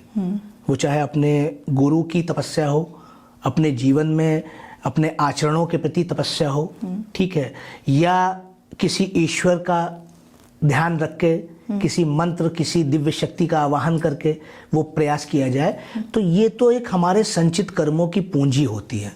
और हर व्यक्ति के पास सिद्धियां होती हैं। अब वो उसको अर्जित कैसे करता है ये विषय है कि उसको अर्जित कैसे किया जाए और अपने जीवन को की अमिट छाप लोगों तक कैसे छोड़ी जाए, कैसे आपका जीवन यात्रा है वो दूसरों से अलग बन सके। तो इसके लिए निश्चित तौर पे आपको कहीं ना कहीं ऐसे मतलब समझ लीजिए शिक्षा से, ऐसे समाज से जुड़ना होगा, तभी आपको इस प्रकार से ज्ञान प्राप्त होगा। सारा जो समझ लीजिए महत्व है वो ज्ञान की है। अगर आप ज्ञान की यात्रा कर रहे हैं तो बल आपके पीछे अगल बगल खड़ा होगा, धनवान भी आपके पीछे खड़ा होगा। आज आप बताइए, खुद बताइए, बड़े बड़े संतों के चरणों में जाके बड़े बड़े धनवान, बड़े बड़े शक्तिमान व्यक्ति, बड़े बड़े राज सत्ताओं के स्वामी जाके दंडवत करते हैं। क्यों करते हैं? क्योंकि उनके पास ज्ञान है, उनके पास ज्ञान की दिव्यता है, और ज्ञान ही दिव्य हो सकता है, और कोई चीज में दिव्यता नहीं है। ज्ञान कभी किसी से छीन के नहीं लाया जा सकता है, लेकिन जो ज्ञान है वो आपको आपकी तपस्या के माध्यम से ही प्राप्त होगा। बगैर तपस्या के ज्ञान नहीं आता है। और जब ज्ञान आएगा तो व्यक्ति सौम्य हो जाएगा, सरल हो जाएगा, और सबके लिए एक समान दृष्टि रखेगा। वही वास्तविक ज्ञान है। नहीं, बहुत सारा आप आज हमें समझने को मिला कि कहाँ विश्वास है और कहाँ अंधविश्वास है। और कुछ अंधविश्वास जो हमें दिखते हैं वो कहीं ना कहीं उस समय की ज़रूरत थी, लोगों को समझाने का तरीका था, जो आज के समय में शायद उतना औचित्य नहीं रखते, उतना उनका अर्थ नहीं रह जाता है, और अब उन्हें हमें छोड़ भी देना चाहिए शायद। जी। तो इतनी सारी बातचीत इस बारे में हमसे करने के लिए और हमें बताने के लिए, और आपके ऐप के लिए बहुत बहुत बधाई और शुभकामनाएं कि जिस उद्देश्य से आप काम कर रहे हैं वो पूर्ण हो, और लोग ज्योतिष को एक विज्ञान, एक सही दिशा पाने के माध्यम के रूप में देखें। वो कोई जादू मंत्र नहीं है वो कोई अंधविश्वास नहीं है, गणना है, उसको समझें, और इसके समझने के लिए आपका ऐप यूज़ करें। आने के लिए बहुत बहुत धन्यवाद। बहुत बहुत धन्यवाद, बहुत बहुत शुभकामनाएं, आपकी समस्त टीम का बहुत बहुत धन्यवाद। और इसी तरह रचनाशाला के माध्यम से नवीन रचनाएं होती रहें, और ये नवीन रचनाएं सभी ऑडियंस, सभी जो व्यूवर्स हैं उनके बीच, उनके दिलों के बीच जगह बनाती रहें।